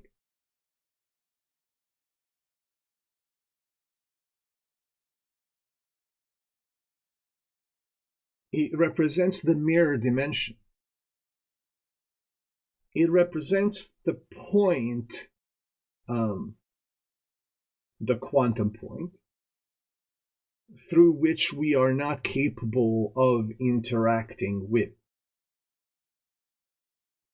And in some sense, all of our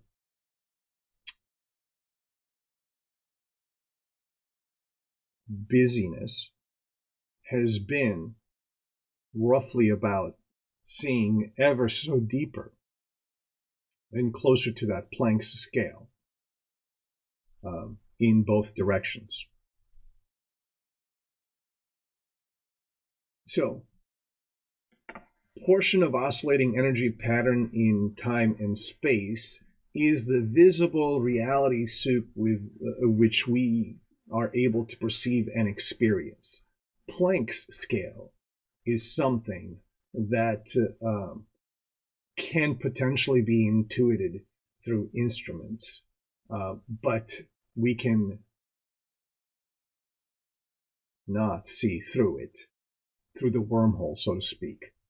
And sometimes, very rarely, we can intuit its very existence.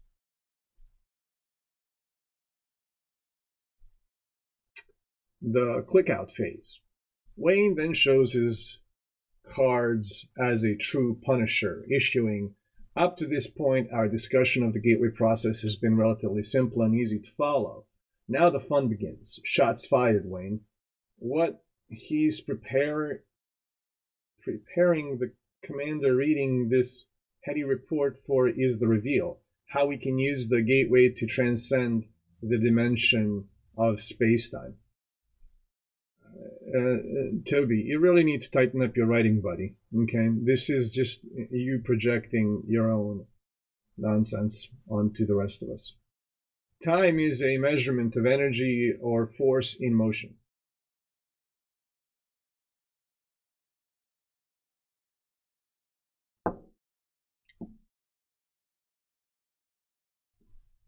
It is a measurement of change. This is really important. For energy to be classified as in motion, it must be confined within a vibratory pattern that can contain its motion, keeping it still. Energy not contained like this is boundaryless and moves without limit or dimension to infinity. This disqualifies boundaryless energy from the dimension of time because it has no rate of change. Energy in infinity, also called the absolute state, is completely at rest because nothing is accelerating or decelerating it. Again, no change. It therefore does not contribute to our hologram, our physical experience. We cannot perceive it. A poet once said, "Trust the hours, for they have carried you everywhere up to now." You will, at some point, find yourself questioning, why are we all doing this? What's it all for? And what's it all worth? And who can you trust? And the answer is, trust the hours, for they have carried you everywhere up to now.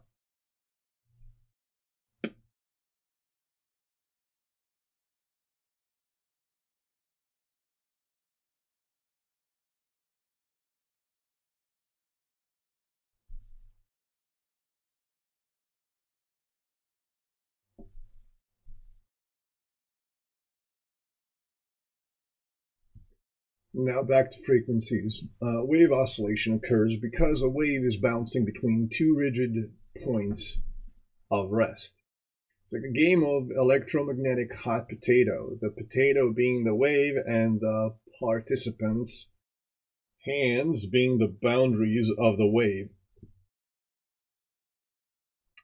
Without these limits, there would be no oscillation.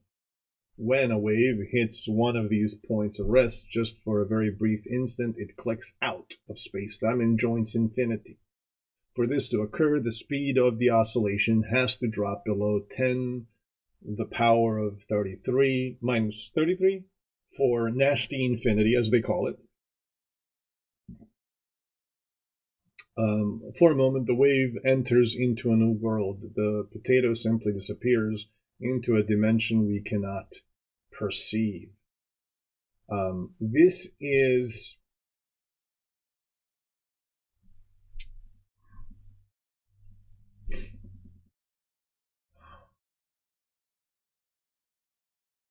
one of the earliest whistleblowers to blow the lid off of the informational reality such as it is was Douglas Vaught of the Die Hold Foundation.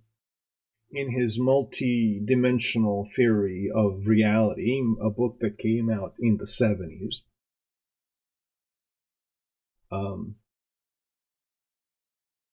his diagrams very clearly diagram this paragraph.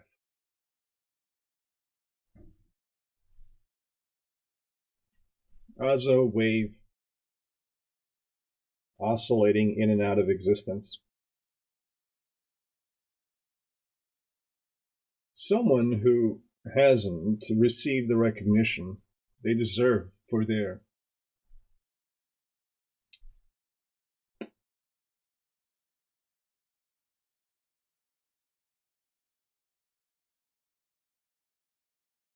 always one step ahead kind of thinking. Douglas Vaught. I highly recommend the man.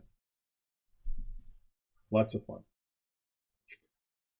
Theoretically speaking, if the human consciousness wave pattern reaches a high enough frequency, the clickouts can reach continuity. Put another way, if the frequency of human consciousness can dip below 10 to the power of 33 centimeters per second, but above a state of total rest, it can transcend space-time. The Gateway experience and associated hemisync technique is designed for humans to achieve this state and establish a coherent pattern of perception in the newly realized dimension. Transcending spacetime.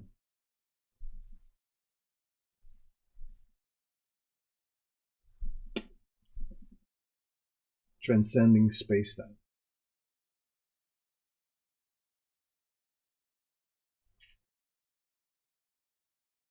I was once. It may have happened a few times.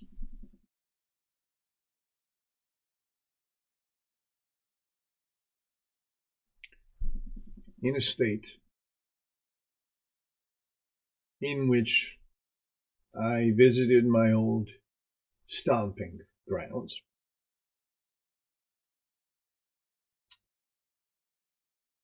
Which are on another continent.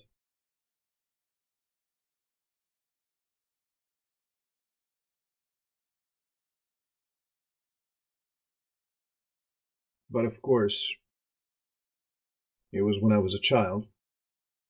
I was visiting as an adult now, of course. Natural.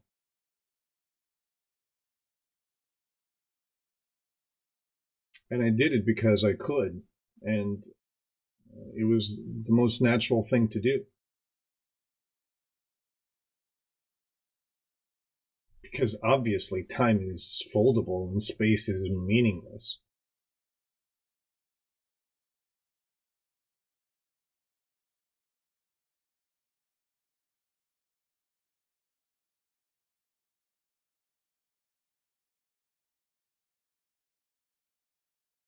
And you remember.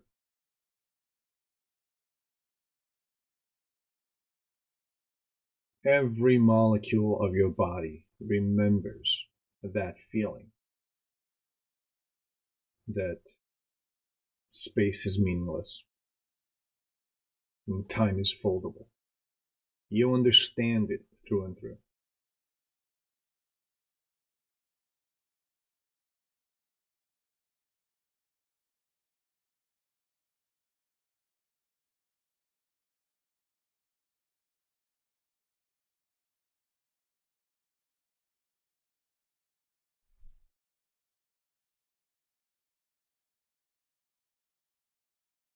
And you even think, yeah, I'll be able to explain this when I'm out.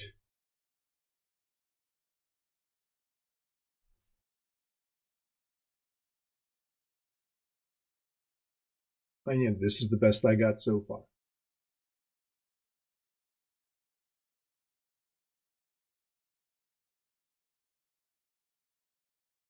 I mean, I'm not complaining, but it'd be nice.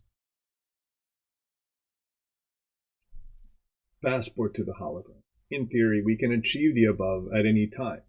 The entire process, though, is helped along if we can separate the consciousness from our body. It's like an existential running head start, where the clickout of a consciousness already separated from its body starts much closer to, and has more time to dialogue with other dimensions. That's a good way to think about it.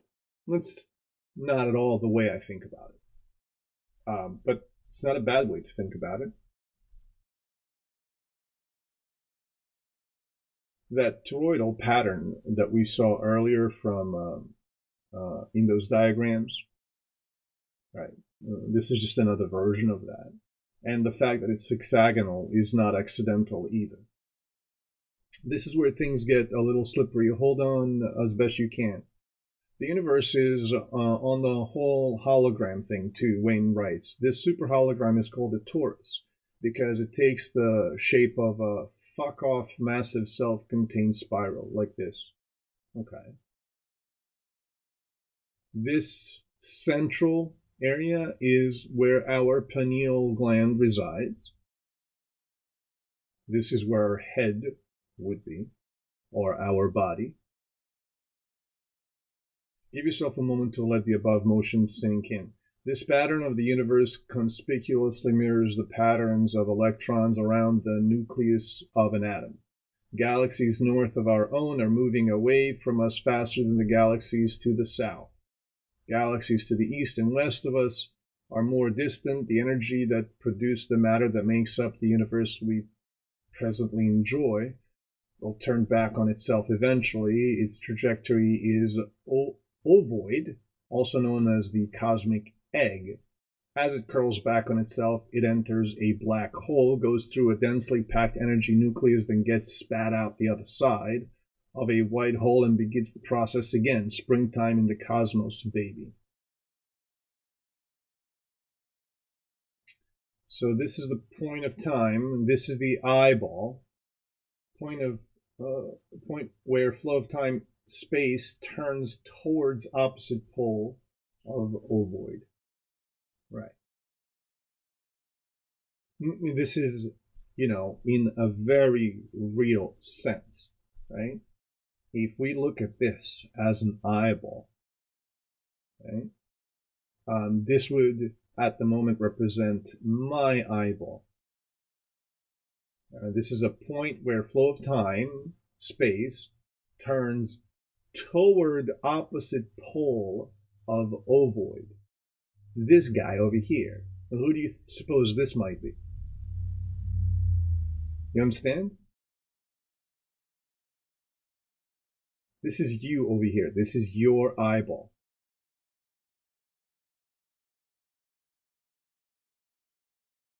Well, it's one way to conceive. Another way to conceive it is that this is one of your ears, and this is your other ear. And maybe this is one of your eyeballs. This is the other eyeball, etc. But a good way to bring it into present tense reality for both of us. I mean, imagine that. How often is that the case, right? Where a thing here perfectly represents and mirrors the thing here according to the diagram and according to what is happening right now. For me, this is where the point where flow of time and space turns towards the opposite pole of ovoid.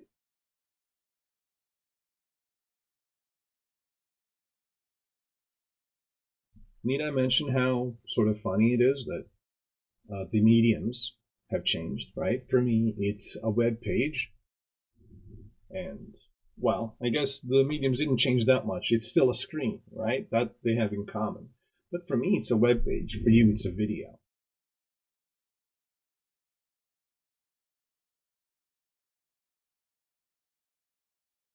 I was thinking maybe I add some pleasant background music to go along with this, and something that can be played in the background while painting.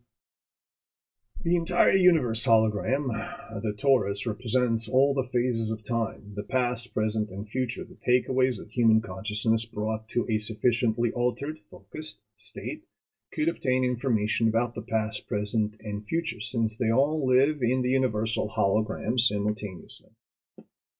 Wayne reasons that our all-reaching consciousness eventually participates in an all-knowing infinite continuum. Long after we depart the space-time dimension and the hologram each one of us perceives is snuffed out, our consciousness continues, reassuring in a way. This is another one of those things where it is possible to have a perfect understanding of it in the moment and yet be unable to articulate it. I've gone to the place where I thought I knew I was always and always will be, and where everyone I knew and loved waited for me, and it was infinite and beautiful, and infinitely beautiful, and that place was made real by 5 grams in silent darkness, which is something I highly recommend. And that is the context in which the Gateway experience sits. Okay, deep breaths. The following is an outline of the key steps to reach focus levels necessary to defy the space-time dimension. This is an involved and lengthy process, best attempted in controlled settings. If you're in a rush, you can apparently listen to enough Monroe Institute Gateway tapes in 7 days to get there. The energy conversion box, the Gateway process, begins by teaching the subject to isolate any extraneous concerns using a visualization process called the energy conversion box. Resonant humming. The individual is introduced to resonant humming through the utterance of a protracted single note alongside a chorus on the tapes. The mind and body achieve a state of resonance.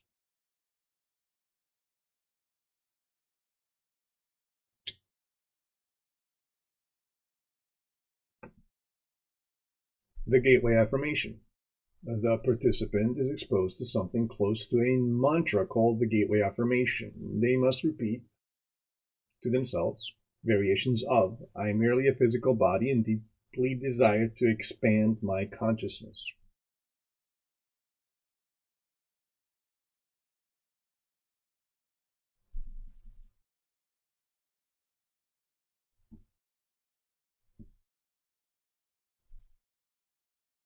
Like a little prayer. You might say before a playoff,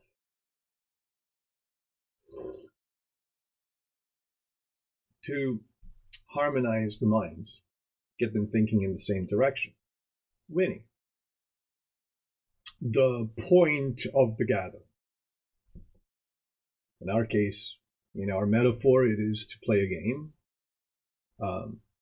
Well, to play it well, perhaps it doesn't have to be winning, right? It's like whatever you put as the highest order bit for yourself.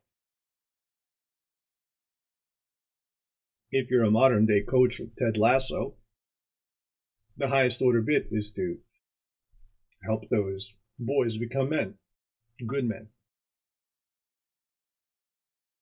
But it could be to win a game or to escape physical body.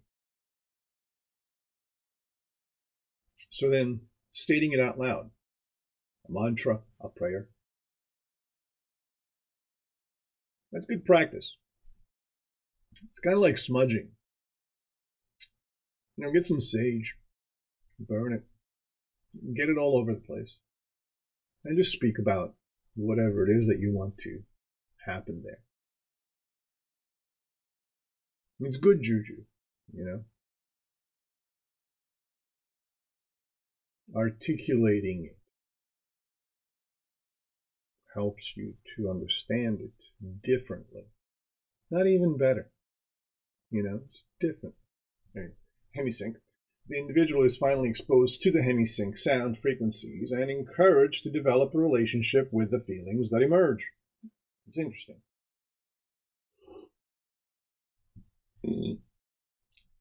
Additional noise. Physical relaxation technique are practiced while the hemisync frequencies are exposed to include pink and white noise. This puts the body in a state of virtual sleep while calming the left hemisphere and raising the attentiveness of the right hemisphere.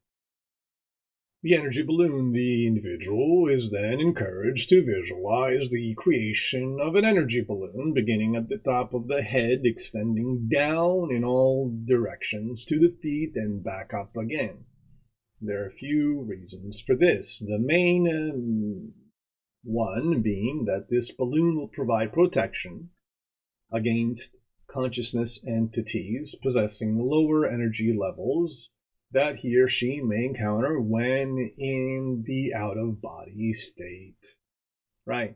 These are quite obvious when it's a live in-person or a virtual meeting.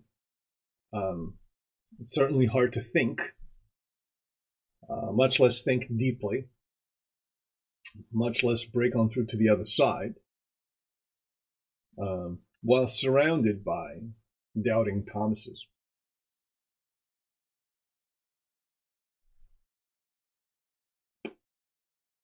So, we had to invent the whole thing, man. Just to get it past the monitors.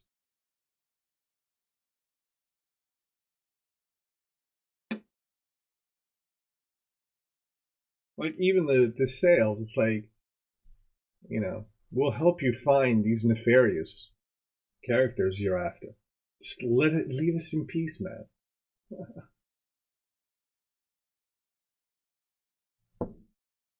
Focus 12. The practitioner can consistently achieve sufficient expanded awareness to begin interacting with dimensions beyond their physical reality. To achieve this state requires conscious effort and more pink and white noise from the sound stream. Tools. Once Focus 12 is achieved, the subject can then employ a series of tools to obtain feedback from all alternative dimensions. Problem solving. The individual identifies fundamental problems, fills their expanded awareness with them, and then projects them out into the universe. These can include personal difficulties as well as technical or practical problems. This is a very, very dangerous stage because you will not know you've reached it until you start to make it happen. And to start to make it happen, first of all, you're going to have to reach for something ridiculous. Okay? And then it happens. It wouldn't otherwise happen. An unlikely outcome. Most likely unlikely outcome.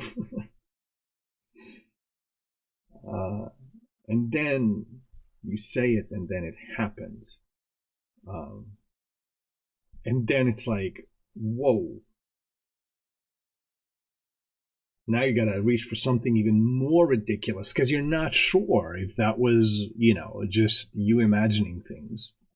incredibly synchromystical kind of experience, or a total coincidence. Who knows, right?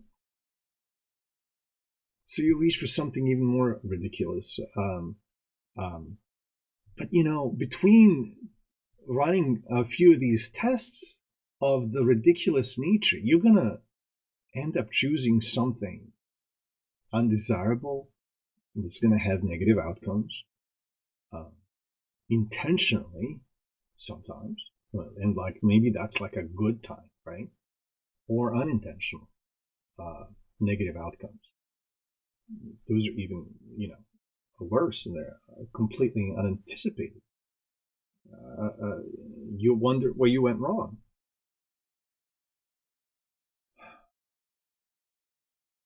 And then, well, at some point, you'll get a confirmation that you are, in fact, pulling the strings of the universes.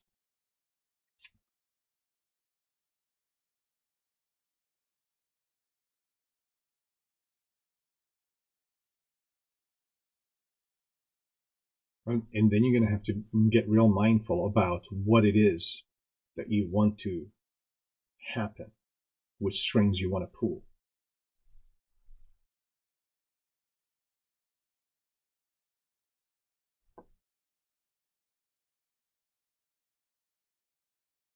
I recently told the universe to punish an evildoer.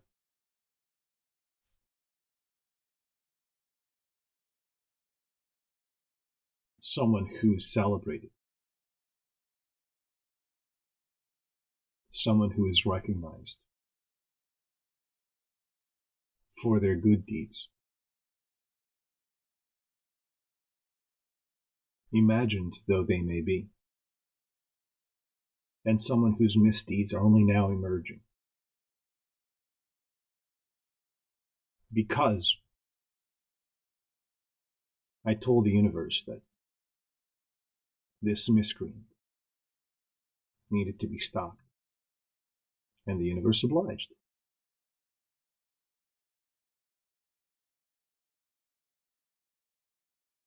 But to say that I'm not conflicted about it would be an understatement. Although, on the whole of it, I'll manage.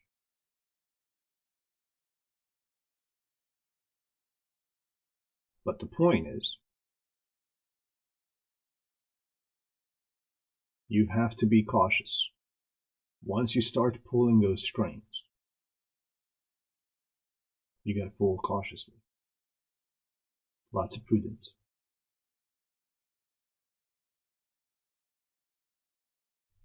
Patterning.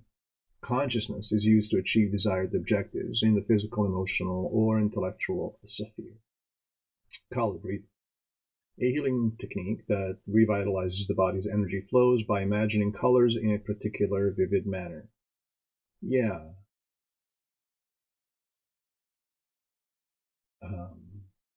Patterning frameworks, the grid.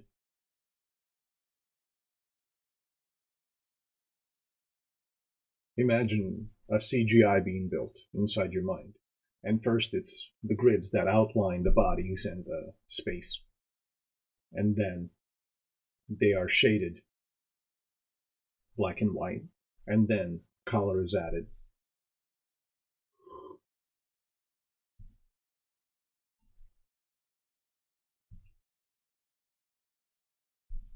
Energy bar tool. This technique involves imagining a small, intensely pulsating dot of light that the participant charges up. He or she then uses the sparkling, vibrating cylinder of energy, formerly known as the dot, to channel forces from the universe to heal and revitalize the body. You can think of the dot as the pixel right in the middle of your screen. All right? This energy bar tool is ever existent, and it's pixel sized, and to you it just appears as one giant screen because that is the pixel of your attention. That is the dot of your intention. Well, attention and intention. So you don't have to imagine this intensely pulsating dot of light. All right? You are charging it up by your attention and observation. Every time you stare at the screen, the intensely pulsating dot of light, you count as the view. You then use the sparkling, vibrating cylinder of energy, formerly known as the screen, to channel forces from the universe, that is you, to heal and revitalize the body. Well, do you feel healed and revitalized? If not, you're paying attention to the wrong dot. Remote viewing, a follow-on technique of the energy bar tool where the dot is turned into a whirling vortex through which the individual sends their imagination in search of illuminating insights. In other words, you start building a TV show in your mind. Living body map, a more organized use of energy bar in which streams of different colors flow from the dot to corresponding colored bodily systems.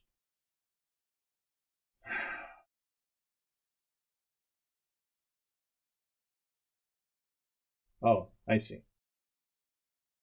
This is Wayne. That's Garth. That's Wayne's girlfriend, I believe. Some cops arresting some fellow. This is them shifting into the dream or memory dimension. Thus, this is where the effect comes into play. That is what Toby is attempting to communicate here. 7 days of training have now occurred. Approximately 5% of participants get to this next level, according to the report. Well, anytime you put up an obstacle, you decide how many,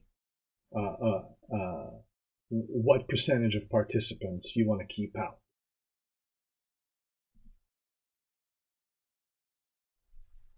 See, I love how it's implied here that somehow the percentage is the outcome of the process, naturally occurring process. It isn't. The makers of the framework decide what percentage is going to be allowed, and then they decide how to set up the process in order to achieve the desired percentage. That's how colleges admit students into their ranks. That's how companies hire. This is the tail wagging the dog, or, well, I guess the dog wagging the tail, however you want to look at it, doesn't matter. The point is the outcome. Look at the outcome and assume that that was what was desired. That was one of the deepest things that Carl Jung had to share with us, right? Assume that the outcome is not accidental, but rather intended. And then from that, intuit the intent. And then you'll probably be closer to, well, the true intent of the individual, or at least the true intent of the sprite in charge of the individual.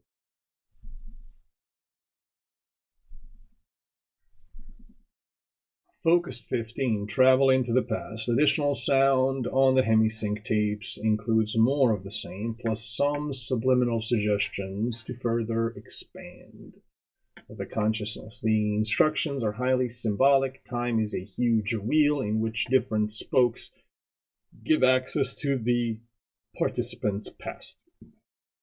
Focus 21, the future. This is the last and most advanced state, like Focus 15. This is a movement out of space-time into the future. out-of-body movement. Only one tape of the many is devoted to out-of-body movement. This tape is devoted to facilitating out-of-body state when the participant's brain wave pattern and energy levels reach harmony with the surrounding electromagnetic environment. According to Bob Monroe, the participant has to be exposed to beta signals of around 2877.3 cycles per second. Conclusions. Wayne expresses concern about the fidelity of information brought back from out-of-body states using the gateway technique. Practical applications are of particular concern because of the potential for information distortion. The Monroe Institute also ran into a bunch of issues in which they had individuals travel from the west to the east coast of the U.S. to read a series of numbers off of a computer screen. They never got them exactly right. Wayne chalks this up to the trouble of differentiating between physical entities and extra time-space dimensions when in the out-of-body state.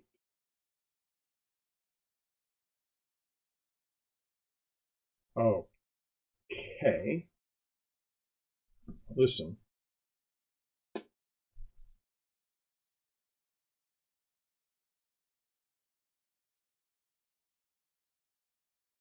Or it's all bullshit. Right? That's also a possibility.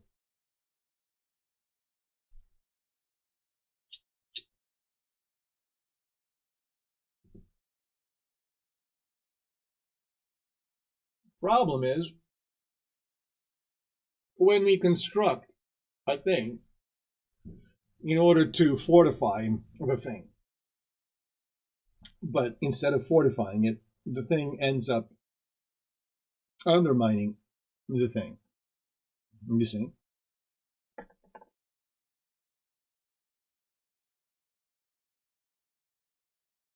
So we need not construct a thing.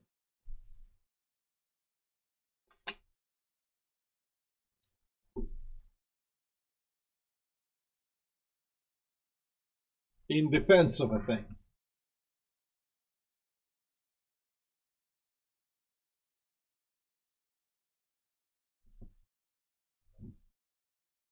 Because the thing need not be attacked.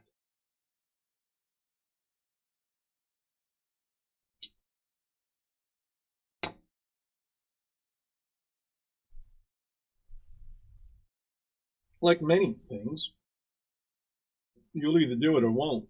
It'll either work or won't. Didn't mean to rhyme, but a poet I am. Wayne swings back to support mode, though, lending credence to the physics foundation of the report. He cites multiple belief systems that have established identical findings.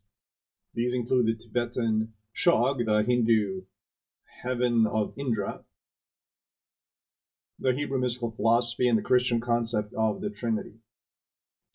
Here he seems more interested in hammering home the theoretical underpinnings that make the Gateway experience possible rather than the practical possibilities promised by the Gateway tapes.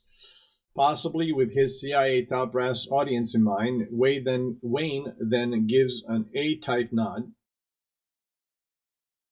to the Gateway experience for providing a faster, more efficient, less subservient energy-saving route to expanded consciousness. This finishes with a series of recommendations to the CIA for how to exploit Gateway's potential for national defense purposes. Begin by using the Gateway Hemisync tapes to achieve enhanced brain focus and to induce hemisphere synchronization. Then add strong REM sleep frequencies to induce left brain quiescence and deep physical relaxation. They just want to take a nap while they're working, man. It's like, of course. We did that in kindergarten. And siesta. We all just want to figure out ways in which we can take a little nap in the afternoon, man. provide hypnotic suggestion designed to enable an individual to induce a deep auto-hypnotic state at will. Use auto-hypnotic suggestion to attain much enhanced focus of concentration and motivation in rapidly progressing through Focus 12 exercises. Then repeat steps A and B following use of the auto-hypnotic suggestion that an out-of-body movement will occur and be remembered. Repeat step E to achieve facility in gaining out-of-body state under conscious control. Alter hypnotic suggestions to stress ability to consciously control out-of-body movement and maintain it even after REM sleep state ends. Approach Focus 15 and 21 objectives. Escape from time, space, and interact within new dimensions from the out-of-body perspective. All right. Use... Oh, okay. Somebody got tired of typing. Oh, we're almost at the end. Okay. So, use a multi-focus approach to solve problem of distortion in terrestrial information gathering trips. This approach involves the use of 3 individuals in the out-of-body state, our meditative ménage à trois that we mentioned earlier. One viewing the target object here in time-space, one viewing it at Focus 15 as it slips into the immediate past, and one viewing at a Focus 21 as it slips from the immediate future. Debrief all 3 and compare data gathered from the 3 points of view. If care is taken to ensure that the 3 all go out of body together in the same environment, their consciousness energy systems should resonate in sympathetic oscillation, then can turn it into the same target on different planes, dimensions, with greater effectiveness. Now, let's remove everything mystical from this process. And let's just say that Wayne is the head detective in charge of solving a crime. And then let's say that he's got 3 consultants who are essentially specialized versions of a Sherlock Holmes across 3 different disciplines, 3 different levels of analysis, if you will. Then reports from the field are gathered and intelligence is shared with these meditative ménage à trois. They have all the info from the field soldiers, let's say. So intelligence gathered through signal intelligence and spy network, etc., etc. So all of that intelligence is then fed into these specialized Sherlock Holmesian consultants. In our case, it was the angel of the ice field fjords.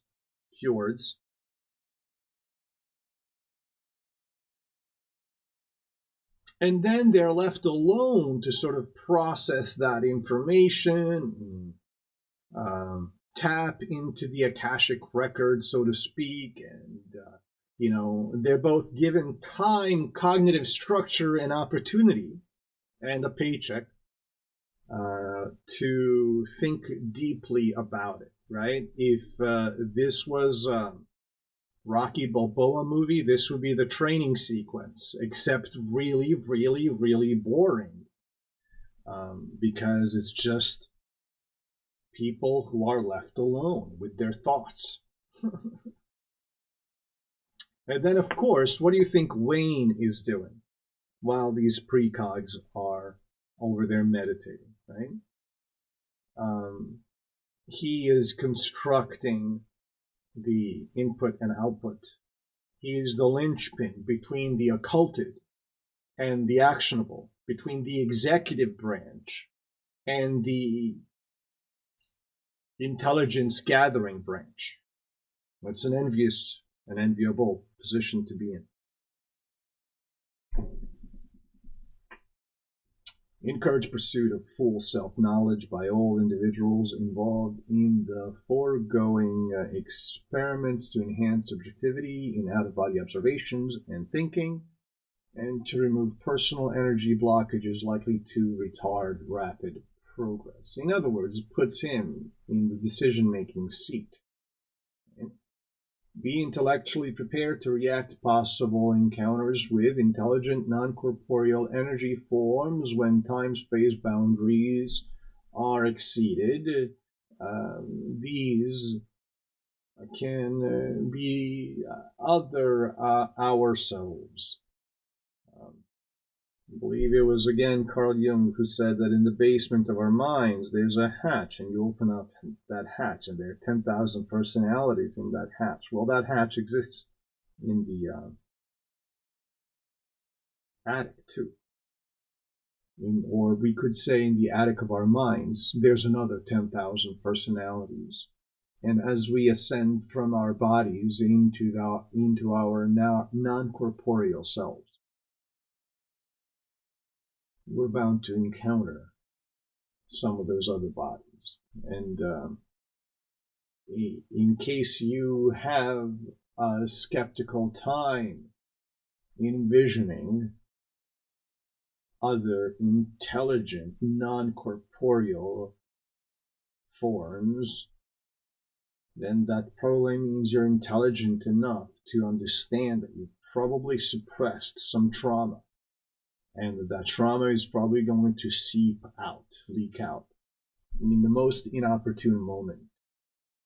And why not, as you are ascending these stages? I mean, they are waiting there to entrap you, and you're avoiding it, going into the attic and into the basement on purpose and for those reasons.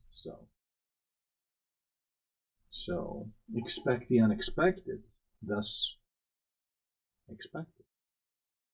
Another coincidentia oppositorum, as our friend Terence McKenna would say. The only adult who never lied, by the way. Arrange to have groups of people in Focus 12 state unite their altered consciousness to build holographic patterns around sensitive areas to repulse possible unwanted out-of-body presences. Graham Hancock once spoke about a group of friends who were in Sedona, Arizona area, I believe, going through an intentional collective trips out of bodies and using dimethyltryptamine.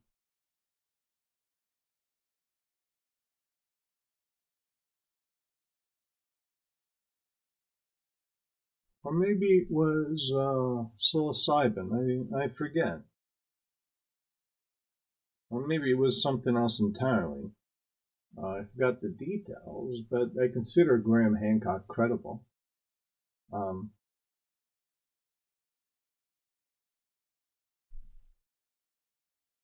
Out there, I would say not far enough.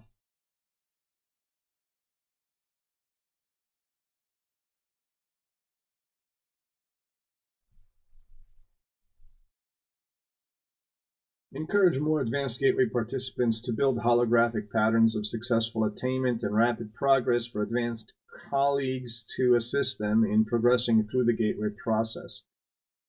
I want to bring L from the realm of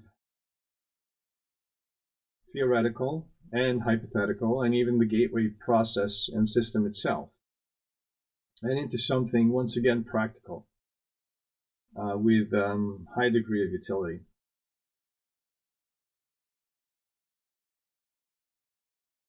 I think what L is referring to here is to help participants of whatever sorts understand what it means to win on a daily basis.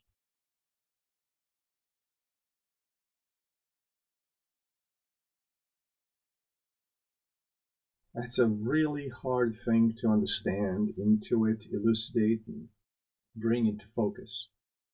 But it's the only thing worth bringing to focus.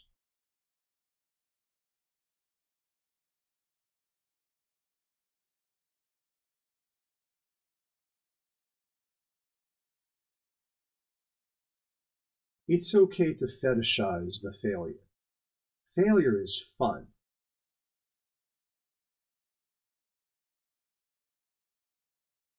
Every time you bump your head against the wall, the bump should be such so that the pain is fun. Otherwise, you're not working on the right thing.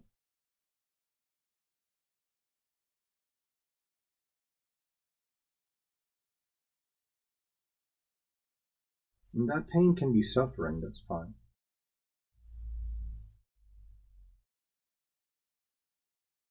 Or maybe your suffering comes from a different form. A mistress, perhaps.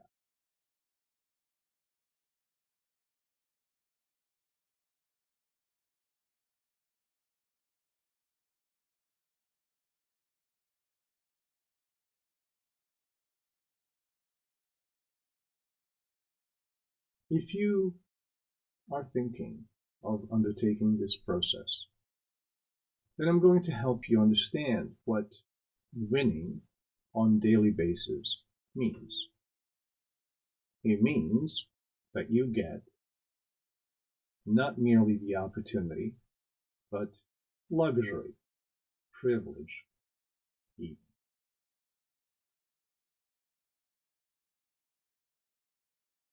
of attempting in undertaking this process. Because what we're talking about here, we understand what it looks like. It looks like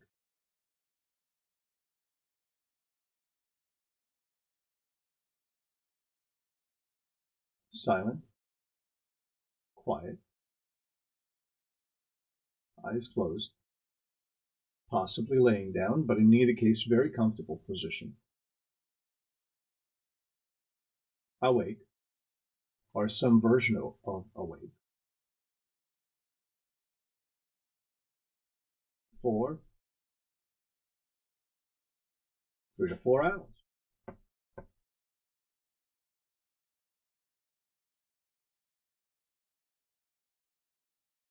Whether you fall asleep is irrelevant.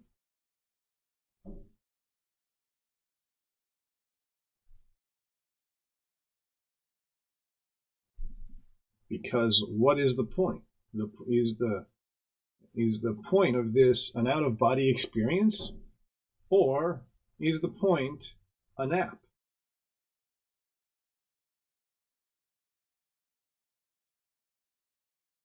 And I submit to you that this is just a bunch of grown folk trying to explain a siesta to their bosses.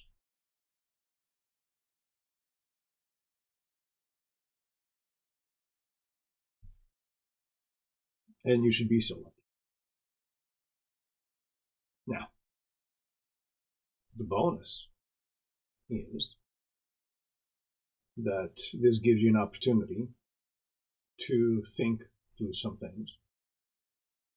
The bonus is that you don't have to be very clever in knowing how to get to this state. If you put in the time, trust the hours, for they have carried you everywhere up to now. The sound may get you there faster, better, I don't know, maybe. 5 grams in silent darkness will get you there fastest if speed is your thing. Okay?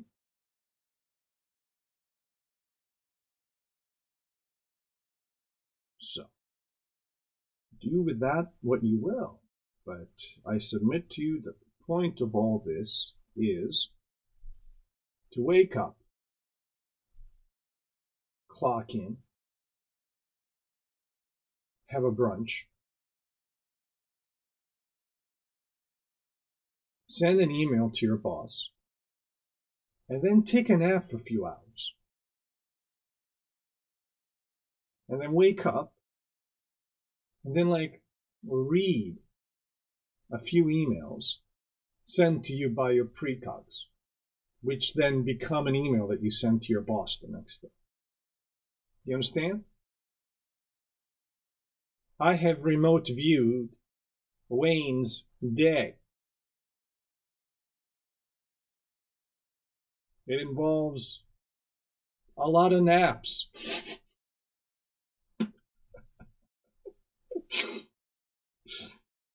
You blame him?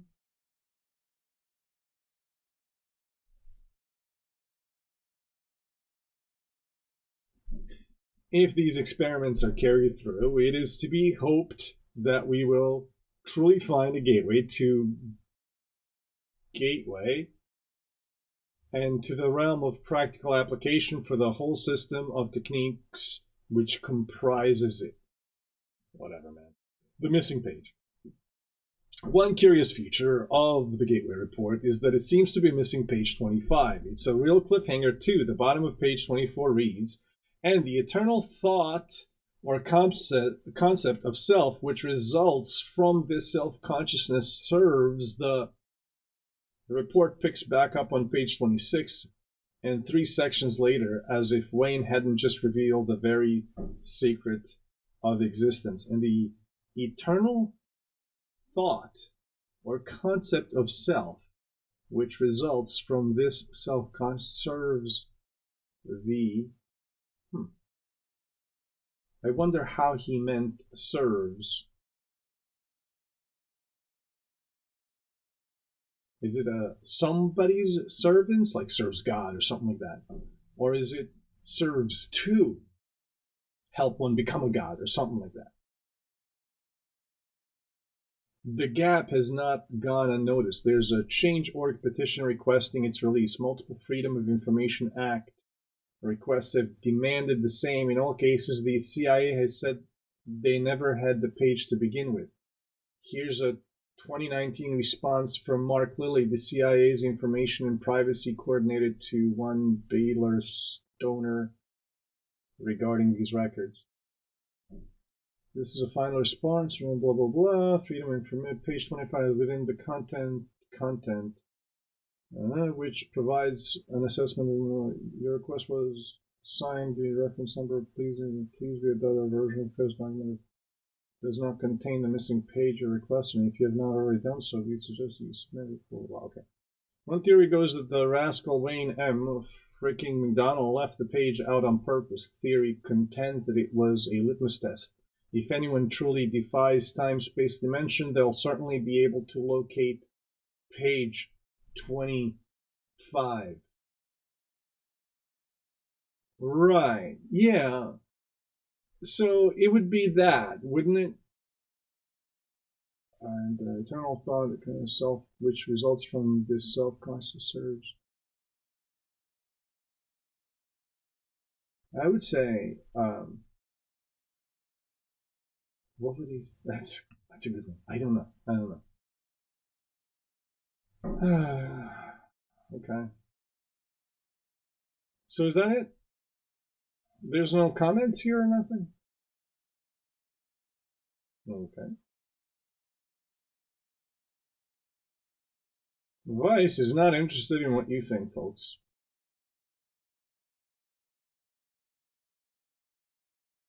So, I don't know.